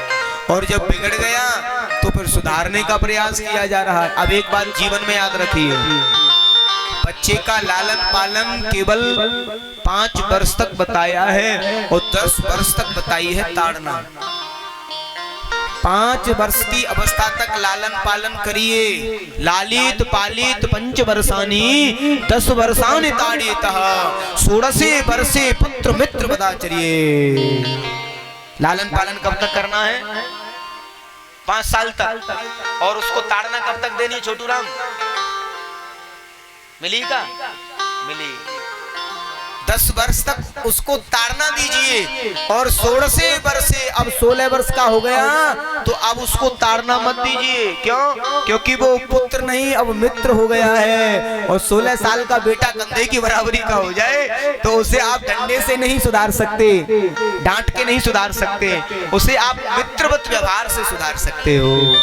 ये हमारी नीति कहती है, ये हमारे संत जन कहते हैं। अब बेटा जब बराबरी का हो जाए और पिताजी उसको डंडा उठा के धमकाएंगे तो फिर क्या होगा मालूम है? तुम उल्टे धमका दिए जाओगे। और हम यही तो गलती कर जाते हैं, जब समय था तो सुधारा नहीं, अब बड़े हो गए तो सुधारने बैठे हैं। यहाँ गलती हो गई धुंधली से। और धुंधली ने प्रयास किया कि अब मैं धन नहीं दूंगी, मना किया, जबरदस्ती ले जाने लगा, सर पर काली पट्टी बांधे, शराब मदिरा का पान करे, और रात को 12-12 बजे आवे। एक दिन धुंधली ने मना कर दिया तो धुंधली को जबरदस्ती चाबी छीन करके और खजाने की चाबी छीन ली जबरदस्ती, और छीन करके जबरदस्ती ले जा रहा है। और धुंधली ने पकड़ने का प्रयास किया तो जोर से धक्का मार दिया है, और धुंधली गिर जाती है और बिलखने लगी है। मेरे परवरिश में, मेरे पालन पोषण में कमी जरूर रह गई, और यही परिणाम मुझे भोगना पड़ रहा है। और मन में दुखी हुई, बोले वैसे ही मेरी समाज में बड़ी बदनामी है, लोग मुझे धुंधली कहते हैं, और तेरे कारण और भी बदनामी बढ़ जाएगी। तो घर में कुआं था और कुएं में छलांग लगा दी है, इसलिए मेरा तो मरना ही ठीक है। और माताजी कुएं में छलांग लगा देती हैं। अब तो ऐसे विद्वान विप्र के घर को नरक का अड्डा बना दिया है, नरक का अड्डा बना दिया। एक दिन पंडित जी बैठे रात्रि में भजन कर रहे थे दुखी मन से कि मुझे संतान तो मिली, लेकिन ऐसी संतान मिली जिसके कारण उसकी माँ भी चली गई, और जो मुझे भी कष्ट देता है, मुझे भी दुखी करता है। रात्रि में बैठे बैठे रो रहे थे, विचार कर रहे थे कि मेरे विद्वान विप्र के घर को नरक का अड्डा बना दिया, शराब की बोतलें पड़ी हैं, सर पर काली पट्टी बांधे हुए हैं, रात्रि में आए, पिताजी ने समझाया, बेटा ये कार्य ठीक नहीं है, तुम्हारा जीवन अब नर्क की ओर जा रहा है। क्या नर्क क्या स्वर्ग है बुढ़े, तुझे मालूम होगा, मुझे कुछ नहीं मालूम। क्यों? क्योंकि उस समय मद में था और पिताजी को भी धक्का लगा दिया है और पिताजी बैठे बैठे रो रहे हैं। कहते हैं जिस गाय को जो फल दिया था, उनकी उस गाय के माध्यम से एक बच्चे ने जन्म लिया है, जिसका संपूर्ण शरीर मानव जैसा है और कान बछड़े जैसे हैं, लेकिन बड़े ज्ञानी हैं, परम ज्ञानी हैं। गौकर्णे पंडितों ज्ञानी धुंधकारी महाखल, धुंधकारी महाखल। गौकर्ण जो है वो पंडित और ज्ञानी हो जाते हैं और धुंधकारी महान खल हो जाते हैं। और आकर के धुंधकारी से दुखी जब पिताजी को पाया, गौकर्ण ने आकर के प्रेम से सबसे पहले पिताजी कहा है, पिताजी आप रोते क्यों हो? और पिताजी शब्द के लिए तो तरस रहे थे आत्मदेव जी, कभी नहीं कहा, धुंधकारी ने कभी उनको पिताजी नहीं कहा। न जाने क्या क्या नाम बोल के संबोधित करते थे, उल्टा सीधा बोलते थे। आज पहली बार सुना पिताजी एकदम से अंग से लग गए, बिलखने लगे, रोने लगे। मेरे जैसा विद्वान ब्राह्मण आज रो रहा है। आज मुझे वो बात याद आ रही है कि एक संत ने मुझे मना किया था कि बाबा आप मत मांगिए पुत्र, क्योंकि आपको 7 जन्म माना। क्यों? क्योंकि मुझे पुत्र चाहिए। आज गौकर्ण कहते हैं पिताजी यही तो मानव की सबसे बड़ी भ्रांति है, जिसे हमने अपना माना है वो हमारा हो नहीं सकता। आपने पुत्र को अपना माना तो पुत्र ने आने से पहले आपको सूचना दी कि पिताजी हमारे हैं, हमारी व्यवस्था करके रखना। उसने कभी आपको बताया कि हम आ रहे हैं? आने से पहले कभी सूचित किया? अगर वो हमारा होता तो हमें सूचित कर देता पिताजी। किसी दुनिया के माता पिता से पूछना कि उन्हें कभी सूचित किया हो, कभी तो नहीं सूचित किया। तो फिर उस पुत्र को, संतान को हम अपना कैसे मानते हैं? माता पिता को शायद हम अपने मानते हो, तो जो माता पिता हमारे चले गए, उनके जाने के बाद में आज तक उनकी कोई चिट्ठी, कोई खबर, कोई फोन, कोई सूचना आई कि बेटा हम सुख से हैं, हम दुख से हैं, हम स्वर्ग में हैं, हम नरक में हैं? कोई सूचना मिली उनकी? बोले वो भी कभी सूचना नहीं मिली। तो फिर कौन किसका है? पिताजी आपने शरीर को अपना माना है, ये आंखें अपनी मानी हैं। शरीर को माना है तो शरीर तो बूढ़ा हो गया, आप रोक पाए इसको बूढ़ा होने से? बोले नहीं रोक पाया। आंखों को अपना माना, आंखें अंधी हो जाती हैं, जीव नहीं रोक पाता पिताजी। और इन हाथ पैरों को अपना माना, हाथ पैर जो है रोग ग्रसित हो जाते हैं, पैरालिसिस हो जाती है, जीव रोक नहीं पाता है। आखिर किसको अपना माना है? इस संसार में कोई किसी का नहीं है। घराने भूमो पशुओ ही गोष्ठो, नारी ग्रह द्वारे सखा शमशाने। यहाँ तो कुछ भी हमारा नहीं है, तो फिर हम चिंतित क्यों हैं? क्योंकि ममता जो है हमें बांधती है, संसार से हमारी ममता जो है, संसार में हमारा मन जो लगा हुआ है। आध्यात्म ज्ञान की ओर प्रेरणा दी है और रात्रि भर बैठ करके आत्मदेव जी को संवर्धन किया है, आत्मदेव जी को ज्ञानामृत से लाभ दिलाया है। और आज पिता और पुत्र का संवाद है और पिताजी भ्रमित हैं और पुत्र उनको ज्ञान की चर्चा दे रहे हैं। क्या विषय व्यवस्था है? आया है सो जाएगा राजा रंग फकीर, कोई सिंहासन चढ़ चला, कोई बंधा जंजीर। पिताजी जाना आना तो संसार का नियम है, जो आया है वो जाएगा और यहाँ कोई किसी का नहीं है, सबको जाना है, सबको जाना है।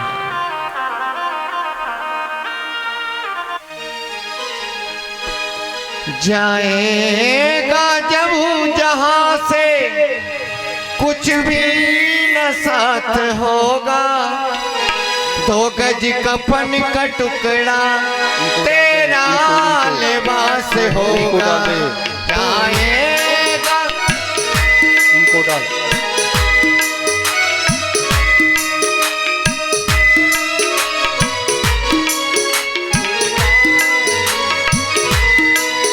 जाएगा जब यहाँ से कुछ भी न पास होगा, 2 गज कफन का टुकड़ा तेरा लिबास होगा। आवाज सही करो भाई।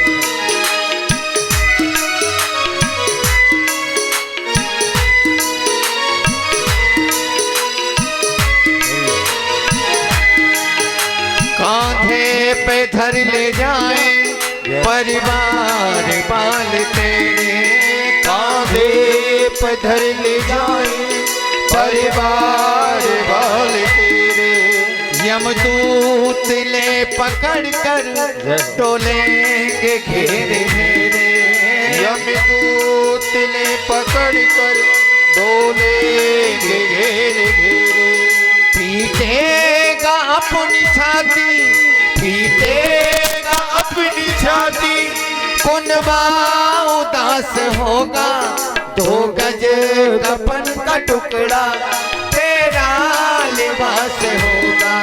जाएगा जब यहाँ से कुछ भी न पास होगा, 2 गज कफन का टुकड़ा तेरा लिबास होगा।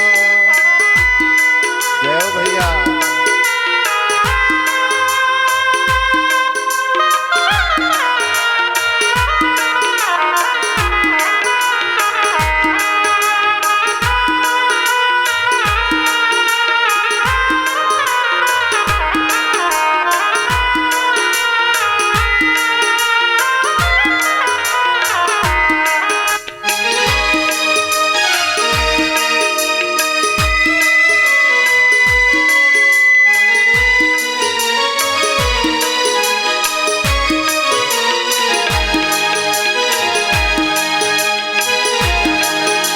मिट्टी में मिले मिट्टी बाकी की राख होगी, मिट्टी में मिले मिट्टी बाकी की राख होगी,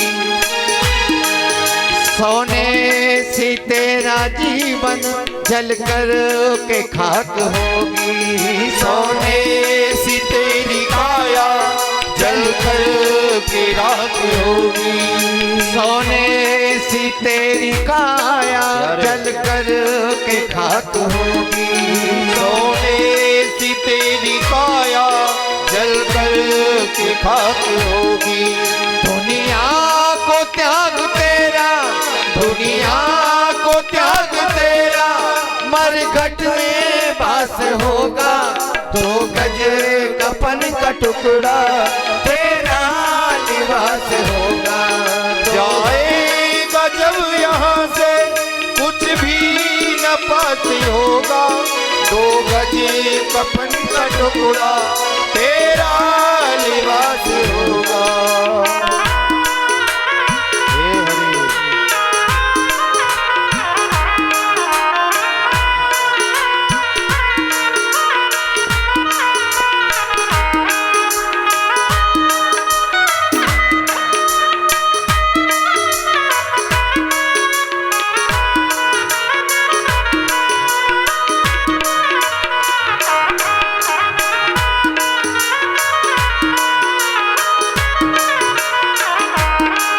हरि नाम जो है जपते भव सिंधु पार होते, हरि नाम जो है जपते भव से दो पार होते, जपते जो मोह माया भव सिंधु जाल पटते, जपते मोह माया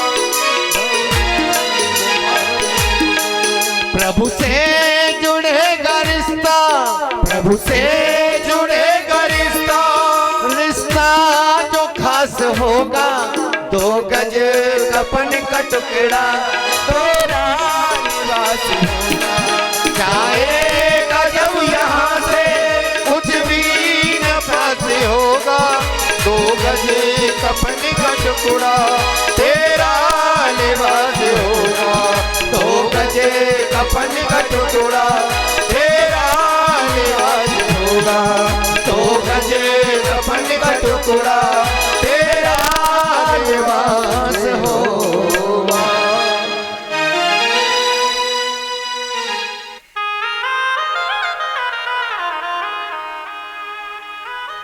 अनन्य ममता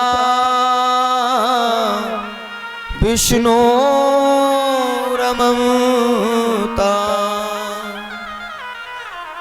ममता प्रेम संगता, भाव से सांद्रात्मा, बुद्धि प्रेमा निगधते, बुद्धि प्रेमा निगधते। मुंचा ज्ञानम प्रजारूपम बलिष्ठा कर्मणो गतिः, विवेकम तू समासाध्य त्यज संसार वासनाम। पिताजी ये तो हमारा बस एक मिथ्या जीवन का अपना एक कल्पना मात्र में जीवन है कि हम जिन्हें अपना मानते हैं वो हमारे हो नहीं सकते, वो हमारे हो नहीं सकते। और पिताजी आपका व्यर्थ का मोह, आपकी व्यर्थ की कल्पना कोई किसी का नहीं है संसार में। एक दिन तो अकेले जाना है, एक दिन तो अकेले जाना है। न साथ लाए थे न साथ ले जाएंगे, न साथ लाए थे न साथ ले जाएंगे, अकेले आए थे जगत में और अकेले ही जाएंगे। इसलिए पिताजी अकेले जाना है, और जब यात्रा अकेली करनी हो तो फिर संसार की चिंता किस बात की, फिर संसार की चिंता किस बात की। लेकिन ये मन है कि मानता नहीं। आज पूरी रात बैठ करके चर्चा हुई। आत्मदेव जी को गौकर्ण जी ने आत्मज्ञान से विभोर किया और भागवत जी के 10वें स्कंद के लिए प्रेरणा दी गई कि आप भागवत जी के 10वें स्कंद का पाठ करिए, आपको अनंतता प्राप्त होगी और भगवत भक्ति प्राप्त हो जाएगी। और भगवत भक्ति के लिए प्रेरणा दी जा रही है। और वन में जाकर के भागवत जी के 10वें स्कंद का पाठ किए हैं और जीवन का आनंद मिल रहा है।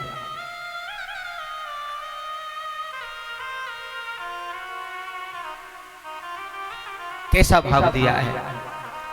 उधर गौकर्ण जी जाते हैं वन में, 10वें स्कंद का पाठ करते हैं और आत्मदेव जी पाठ करते हैं। गौकर्ण जी चले जाते हैं तीर्थ यात्रा पर। और काफी समय बाद एक दिन गौकर्ण जी के मन में भाव आया कि चलिए भाई आज अपना जन्मभूमि है। कई बार संत भी हो जाए ना तो जन्मभूमि का मन तो सबका करता है। जननी जन्मभूमिश्च गरीयसी, कहते हैं कि जन्मभूमि से बड़ा लगाव होता है। भले ही कुछ भी हो और कहीं भी चला जाए व्यक्ति, लेकिन जन्मभूमि का जब नाम आता है तो मन द्रवीभूत होने लगता है।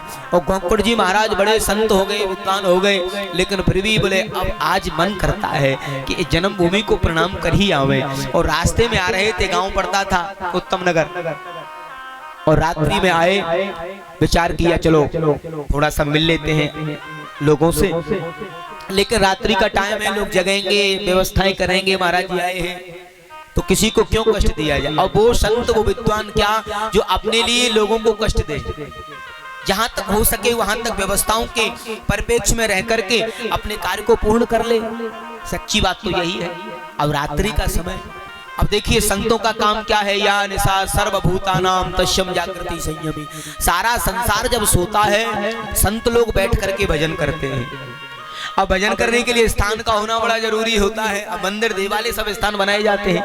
अब मंदिर जाएं तो पुजारी जी जगेंगे, और किसी के घर में जाएं तो भगत जी जगेंगे। तो बोले सूना घर पड़ा है, हवेली पड़ी है हमारे पिताश्री की, पंडित श्री आत्मदेव जी की, उसी में बैठ करके भजन कर लेते हैं। खाली पड़ी हवेली और जाके प्रवेश किए और कमंडलू से जल छिड़का है और भजन करने जैसे बैठे तो तरह तरह की आवाजें आने लगी हैं, डराने वाली, कभी भैंसे की, कभी बकरे की, और बड़ी विचित्र प्रकार की आवाजें। इतनी नेगेटिविटी उस कक्ष में कि एकदम से मन द्रवीभूत हुआ। अब संत थे, डर तो लगने वाला नहीं।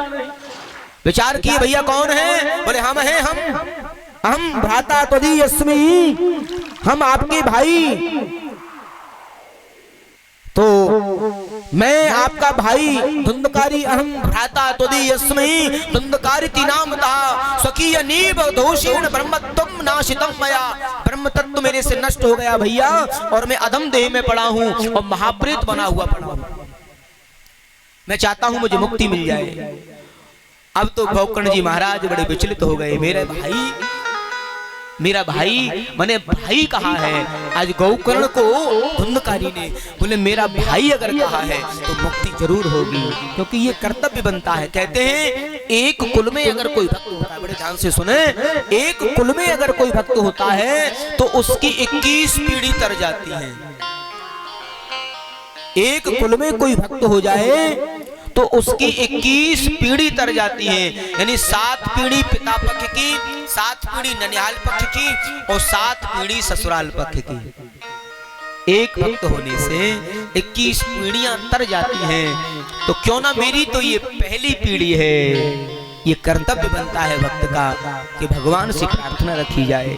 कहा ठीक है, अगर तुम अपने कर्मों से ऐसा फल पा रहे हो, मेरा कर्तव्य है तुम्हें मुक्ति दिलाना। मैं प्रयास करूंगा कि तुम्हें मुक्ति दिलाई जाए। तो मुक्ति दिला रहे हैं। सुबह सूर्य भगवान को प्रणाम किया है और भुवन भास्कर सूर्य को जैसे प्रणाम किया तो सूर्य नारायण ने एक ही आदेशित किया है, श्रीमद् भागवतान मुक्ति सप्ताह वाचन कुरु। अगर महाप्रेत को मुक्ति देनी है तो भागवत सप्ताह का वाचन कराइए। और वहीं खड़ा था एक बांस का बगीचा, बांस के वृक्ष खड़े थे और उसी में जाकर के धुंधकारी विराजित हो गए हैं। और भोर हुआ, गांव के सब लोग आने लगे कि महाराज श्री आए हैं, महाराज श्री आए हैं। और महाराज श्री ने आदेश कर दिया हमें अनुष्ठान करना है, 7 दिन का अनुष्ठान करना है। कोई कुछ लाया, कोई कुछ लाया और प्यास मंच बन गया और भागवत कथा प्रारंभ होने लगी है। और जैसे ही प्रथम दिवस की कथा हुई पहली ग्रंथि फट गई और द्वितीय दिवस की कथा हुई दूसरी ग्रंथि फट गई, क्योंकि धुंधकारी उस ग्रंथि में आकर के बैठे हैं, ग्रंथि में आकर के बैठे हैं। तो 7 दिन की कथा हुई, 7 ग्रंथियां फट गई, 7 ग्रंथियां। स्वकीय बदोसे ब्रह्मत्वं दासितं मया। धुंधकारी कहते हैं धन्य है मेरे भाई गोकर्ण, आज आपके कारण मैं स्वर्ग में जा रहा हूँ, धराधाम से महाप्रेत की योनि से मुक्त हो रहा हूँ। लेकिन वहां जब 7 ग्रंथियां फट गईं और गोकर्ण धुंधकारी के लिए चतुर्भुज रूप धारण किए भगवान के दिव्य पार्षद एक सुंदर रथ लेकर के आए, सो गांव वालों ने गोकर्ण बाबा के पैर पकड़ लिए। गांव के सब लोग इकट्ठे हुए, बोले अकेले धुंधकारी को ही मुक्ति क्यों? कथा तो हम सबने मिलकर के सुनी थी, कथा में हम सबने सहयोग भी किया था, लेकिन हमको मुक्ति क्यों नहीं मिले?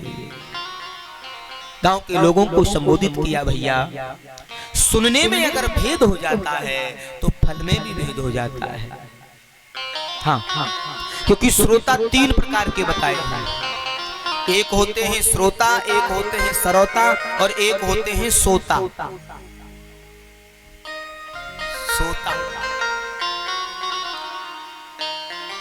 सोता श्रेणी वाले जो होते हैं ना, वो किसी को भी कष्ट नहीं देते।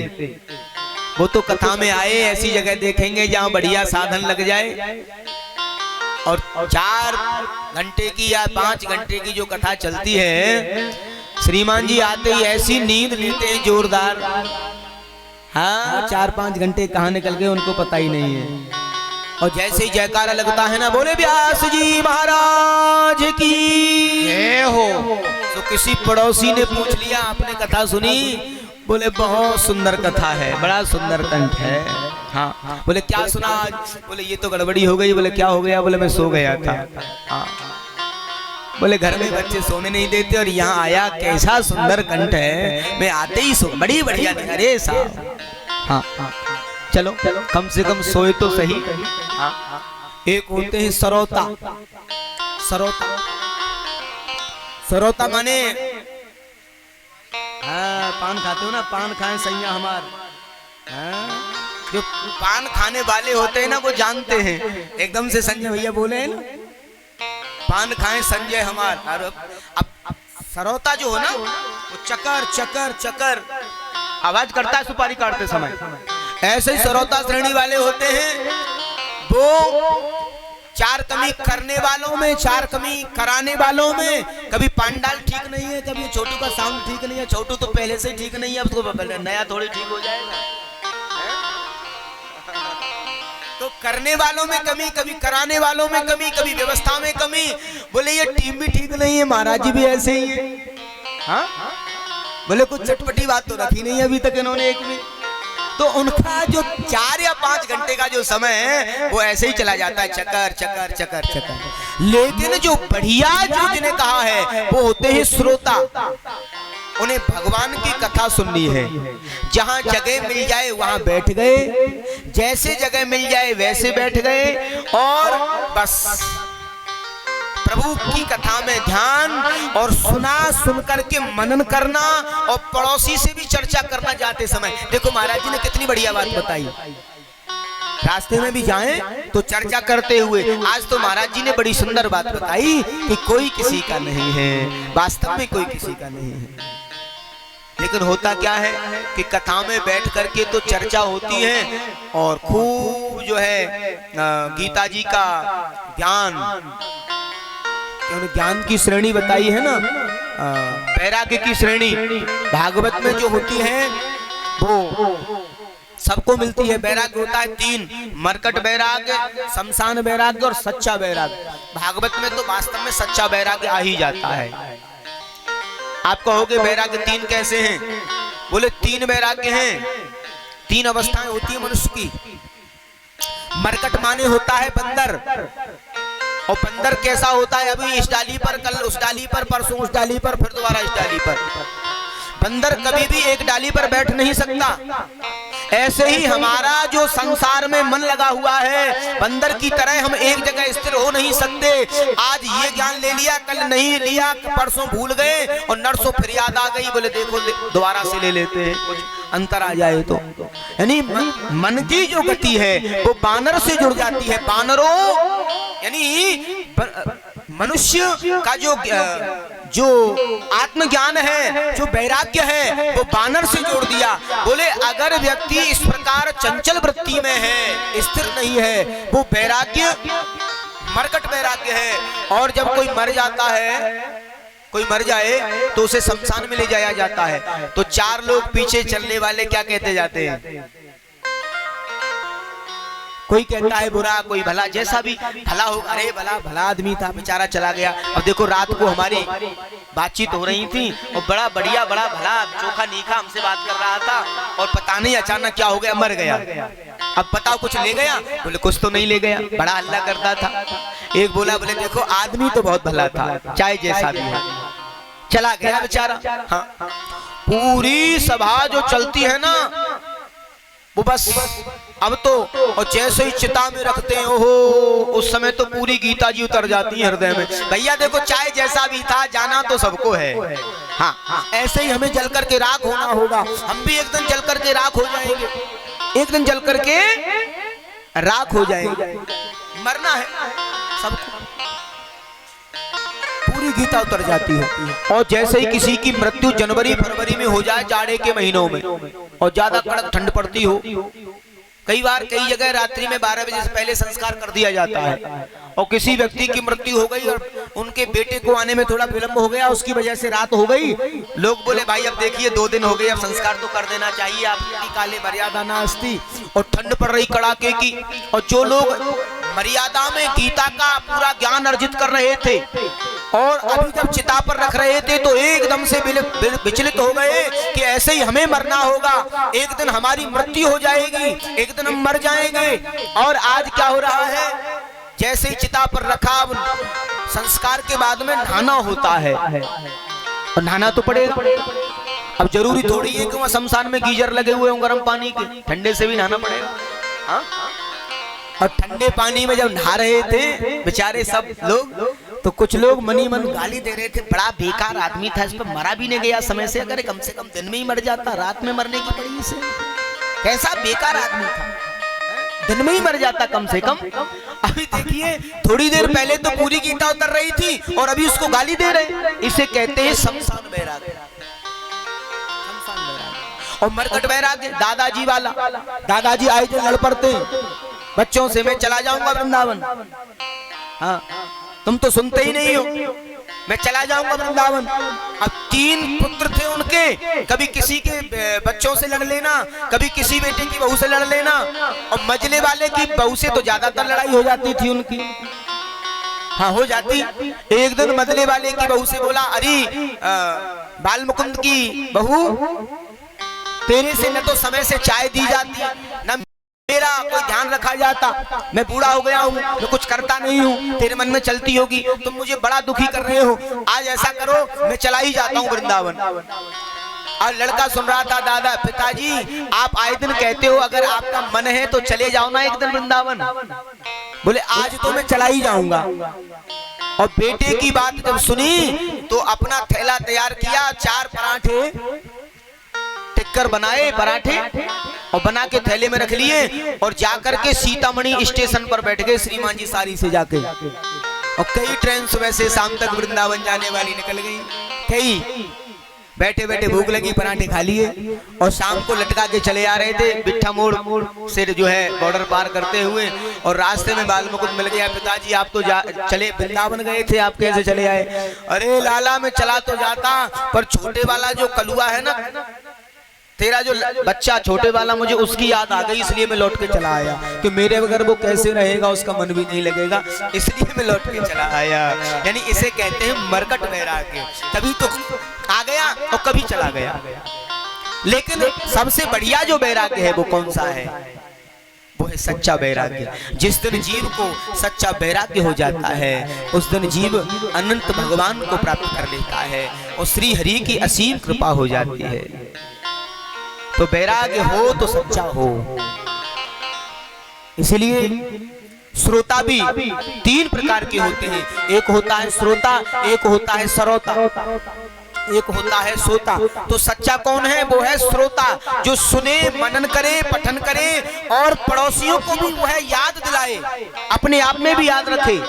क्योंकि इधर से सुनी इधर निकल जाए ये ठीक नहीं है, सुन करके हृदय में उतर जाए और हृदय अवगान हो जाए, वही सच्चा श्रोता कहलाता है, वही सच्चा श्रोता कहलाता है। तो गौकर्ण जी महाराज ने कहा आपके सुनने में कहीं त्रुटि हुई है, इसलिए आपको मुक्ति नहीं मिल पा रही है। और यही अंतर है।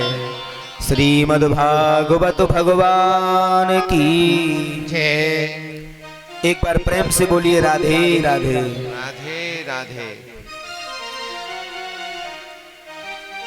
अब यहाँ मुक्ति दिलाई है गौकर्ण जी महाराज ने। अत्रेव बहवः सन्ति श्रोतारो मम निर्मला।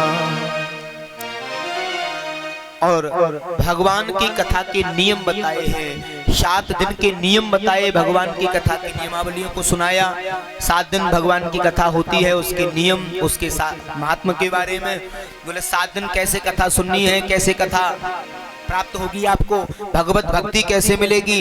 कि भोजनम तु परम मन्ये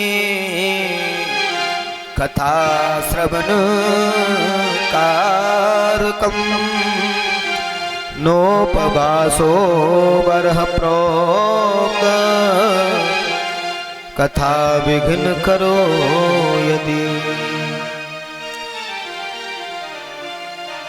बोले कथा सुनने के लिए सबसे पहले हमें भोजन पर संयम बरतना होगा। 7 दिन सरल सात्विक भोजन लेना होगा, ऐसा वक्ष भोजन ना लें जिससे हमें परेशानी हो, आपको परेशानी हो। मैंने वैसे तो नियम दिया है कि 7 दिन व्रत रख के कथा सुने, वक्ता श्रोता दोनों को व्रत रख के कथा सुननी चाहिए, लेकिन ऐसा नहीं हो पाता है, शरीर है नहीं चल पाता। फिर भी बोले अगर ऐसा नहीं कर पाते हैं तो लिखा है कि घी पी करके कथा सुन लो। अब घी पीने के तो वैसे ही मना कर रखा है डॉक्टर ने। हाँ, तो बोले फलाहार लेके कथा सुन लो। बोले फलाहार से मन कैसे बनेगा? बस केवल फलाहार? बोले हाँ। ऐसा कर लो, एक समय फलाहार ले लो। बोले नहीं बनेगी बात। तो बोले दोनों वक्त फलाहार ले लो। बोले फिर भी नहीं बनेगी। तो बोले एक आध वक्त तो कम से कम भोजन लेने दो, कम से कम एक वक्त भोजन मिल जाए तो काम चल जाए।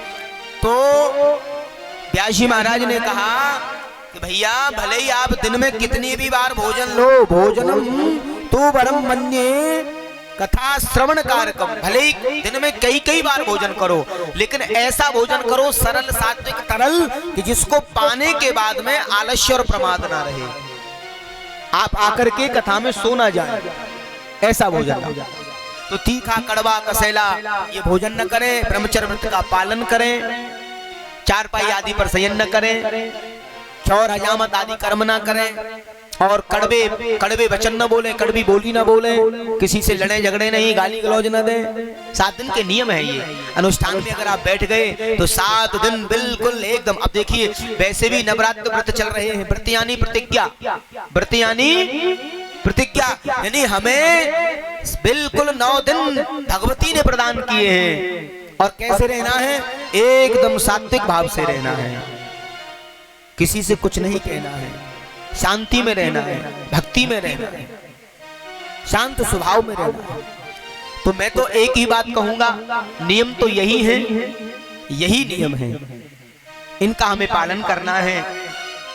और सभी नियमों की कथाओं को सुनाया और कहा जो उत्सव है, अब भागवत के जो उत्सव हैं, जितने भी उत्सव आवे उन्हें बड़ी सुंदर व्यवस्था से करें।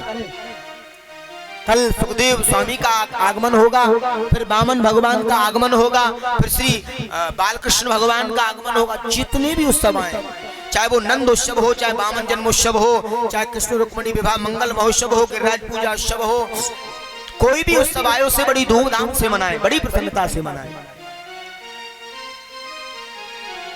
और विद्वान ब्राह्मणों के संसर्ग से उस अनुष्ठान को सुंदर बनाने का प्रयास करें।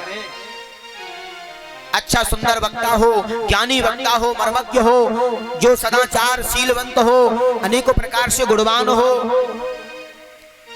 अनेकों उसकी जो विचारधारा है वो अच्छी हो, खान पान अच्छा हो, शुद्ध सात्विक व्यवस्था हो, ऐसे विद्वान व्यक्ति से दिव्य महानुष्ठान को श्रवण करें।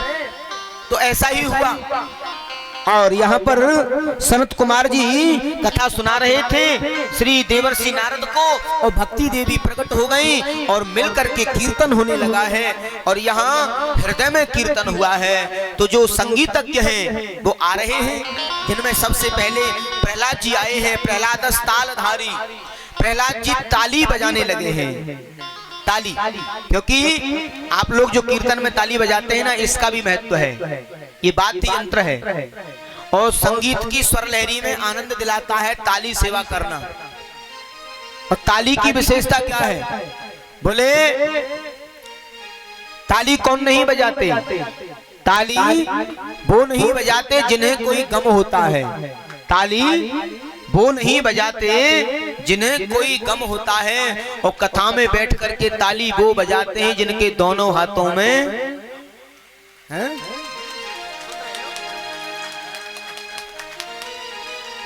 तो ताली जरूर बजाया करें, बड़ा भाव प्रकट किया है। और प्रहलाद तालधारी, तरल गत तय चौथव कांसधारी,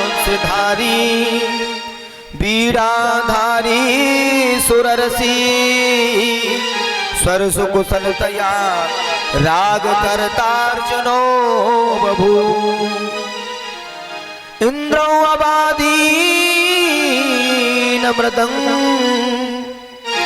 जय जय सकुरा कारतने ते कुमारा, यत्राग्रे भाव भक्ता सरचनया, व्यास पुत्रो बभूवः,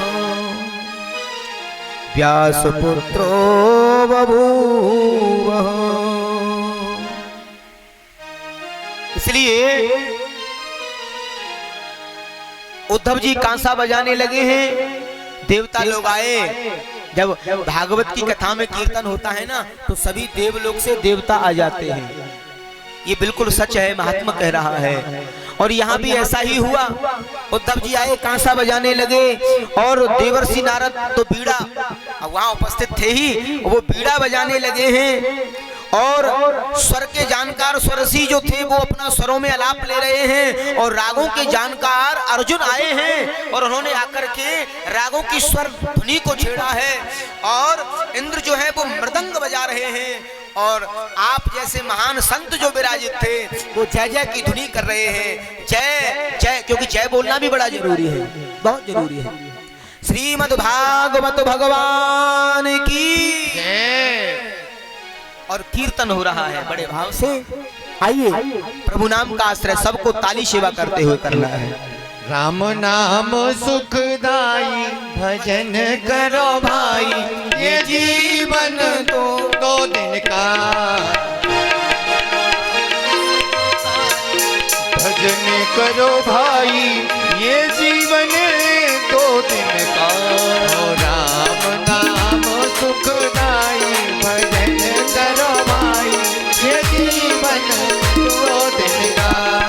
राम नाम सुख भजन करो भाई, ये जीवन 2 दिन का। ओ ये जीवन माटी का ढेला, ये जीवन माटी का ढेला। ये जीवन माटी का ढेला, ये जीवन माटी का ढेला। बूंद पड़े गल जाई भजन करो भाई, ये जीवन 2 दिन का। अजी राम नाम सुखदाई भजन करो भाई, ये जीवन 2 दिन का। अरे ताली बजा के सभी गाइए, हरि बोल।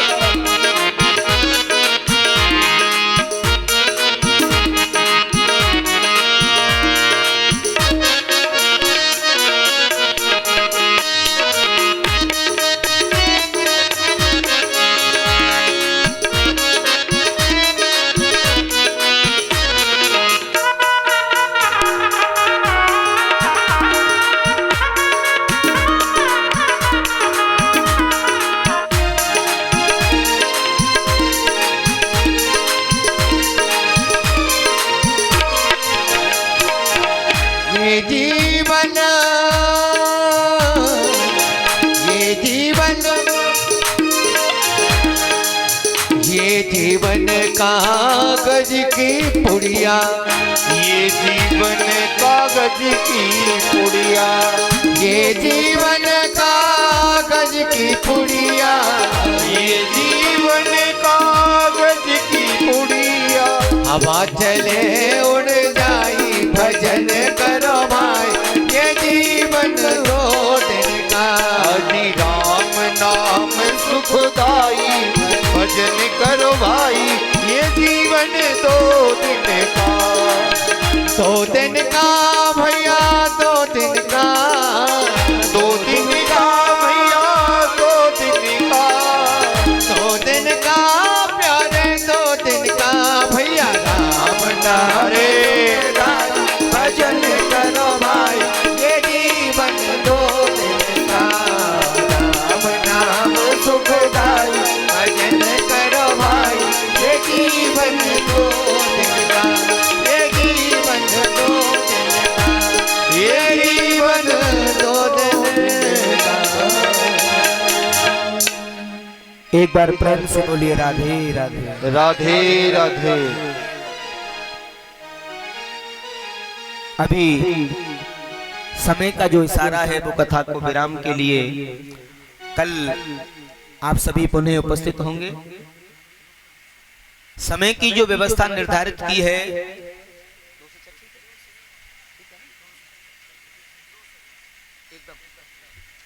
देखिए कल से कथा एकदम 2 बजे प्रारंभ होगी और 6 बजे विराम होगी। ठीक है ना, समय सबके लिए।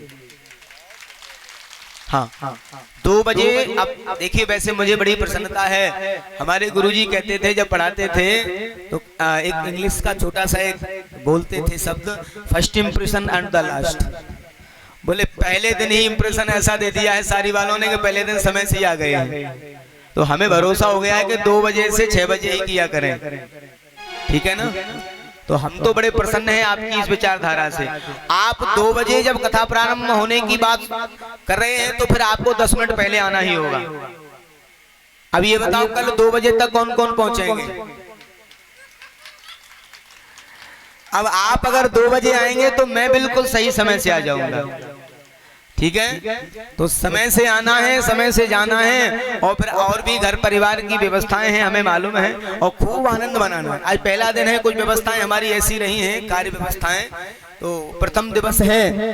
और एक विशेष बात हमारे आचार्य जी भी बताएंगे, मैं भी बता रहा हूं आपको निश्चित रूप से, कि ये सामूहिक आयोजन है। और एक बात याद रखिए, सामूहिक भजन और सामूहिक भोजन इसका बड़ा आनंद होता है। अब ऐसा नहीं है, इस गांव में ऐसे ऐसे भी लोग हैं जो अकेले भी कथा करा सकते हैं, सामर्थ्यवान हैं और अच्छे रईसों का गांव है।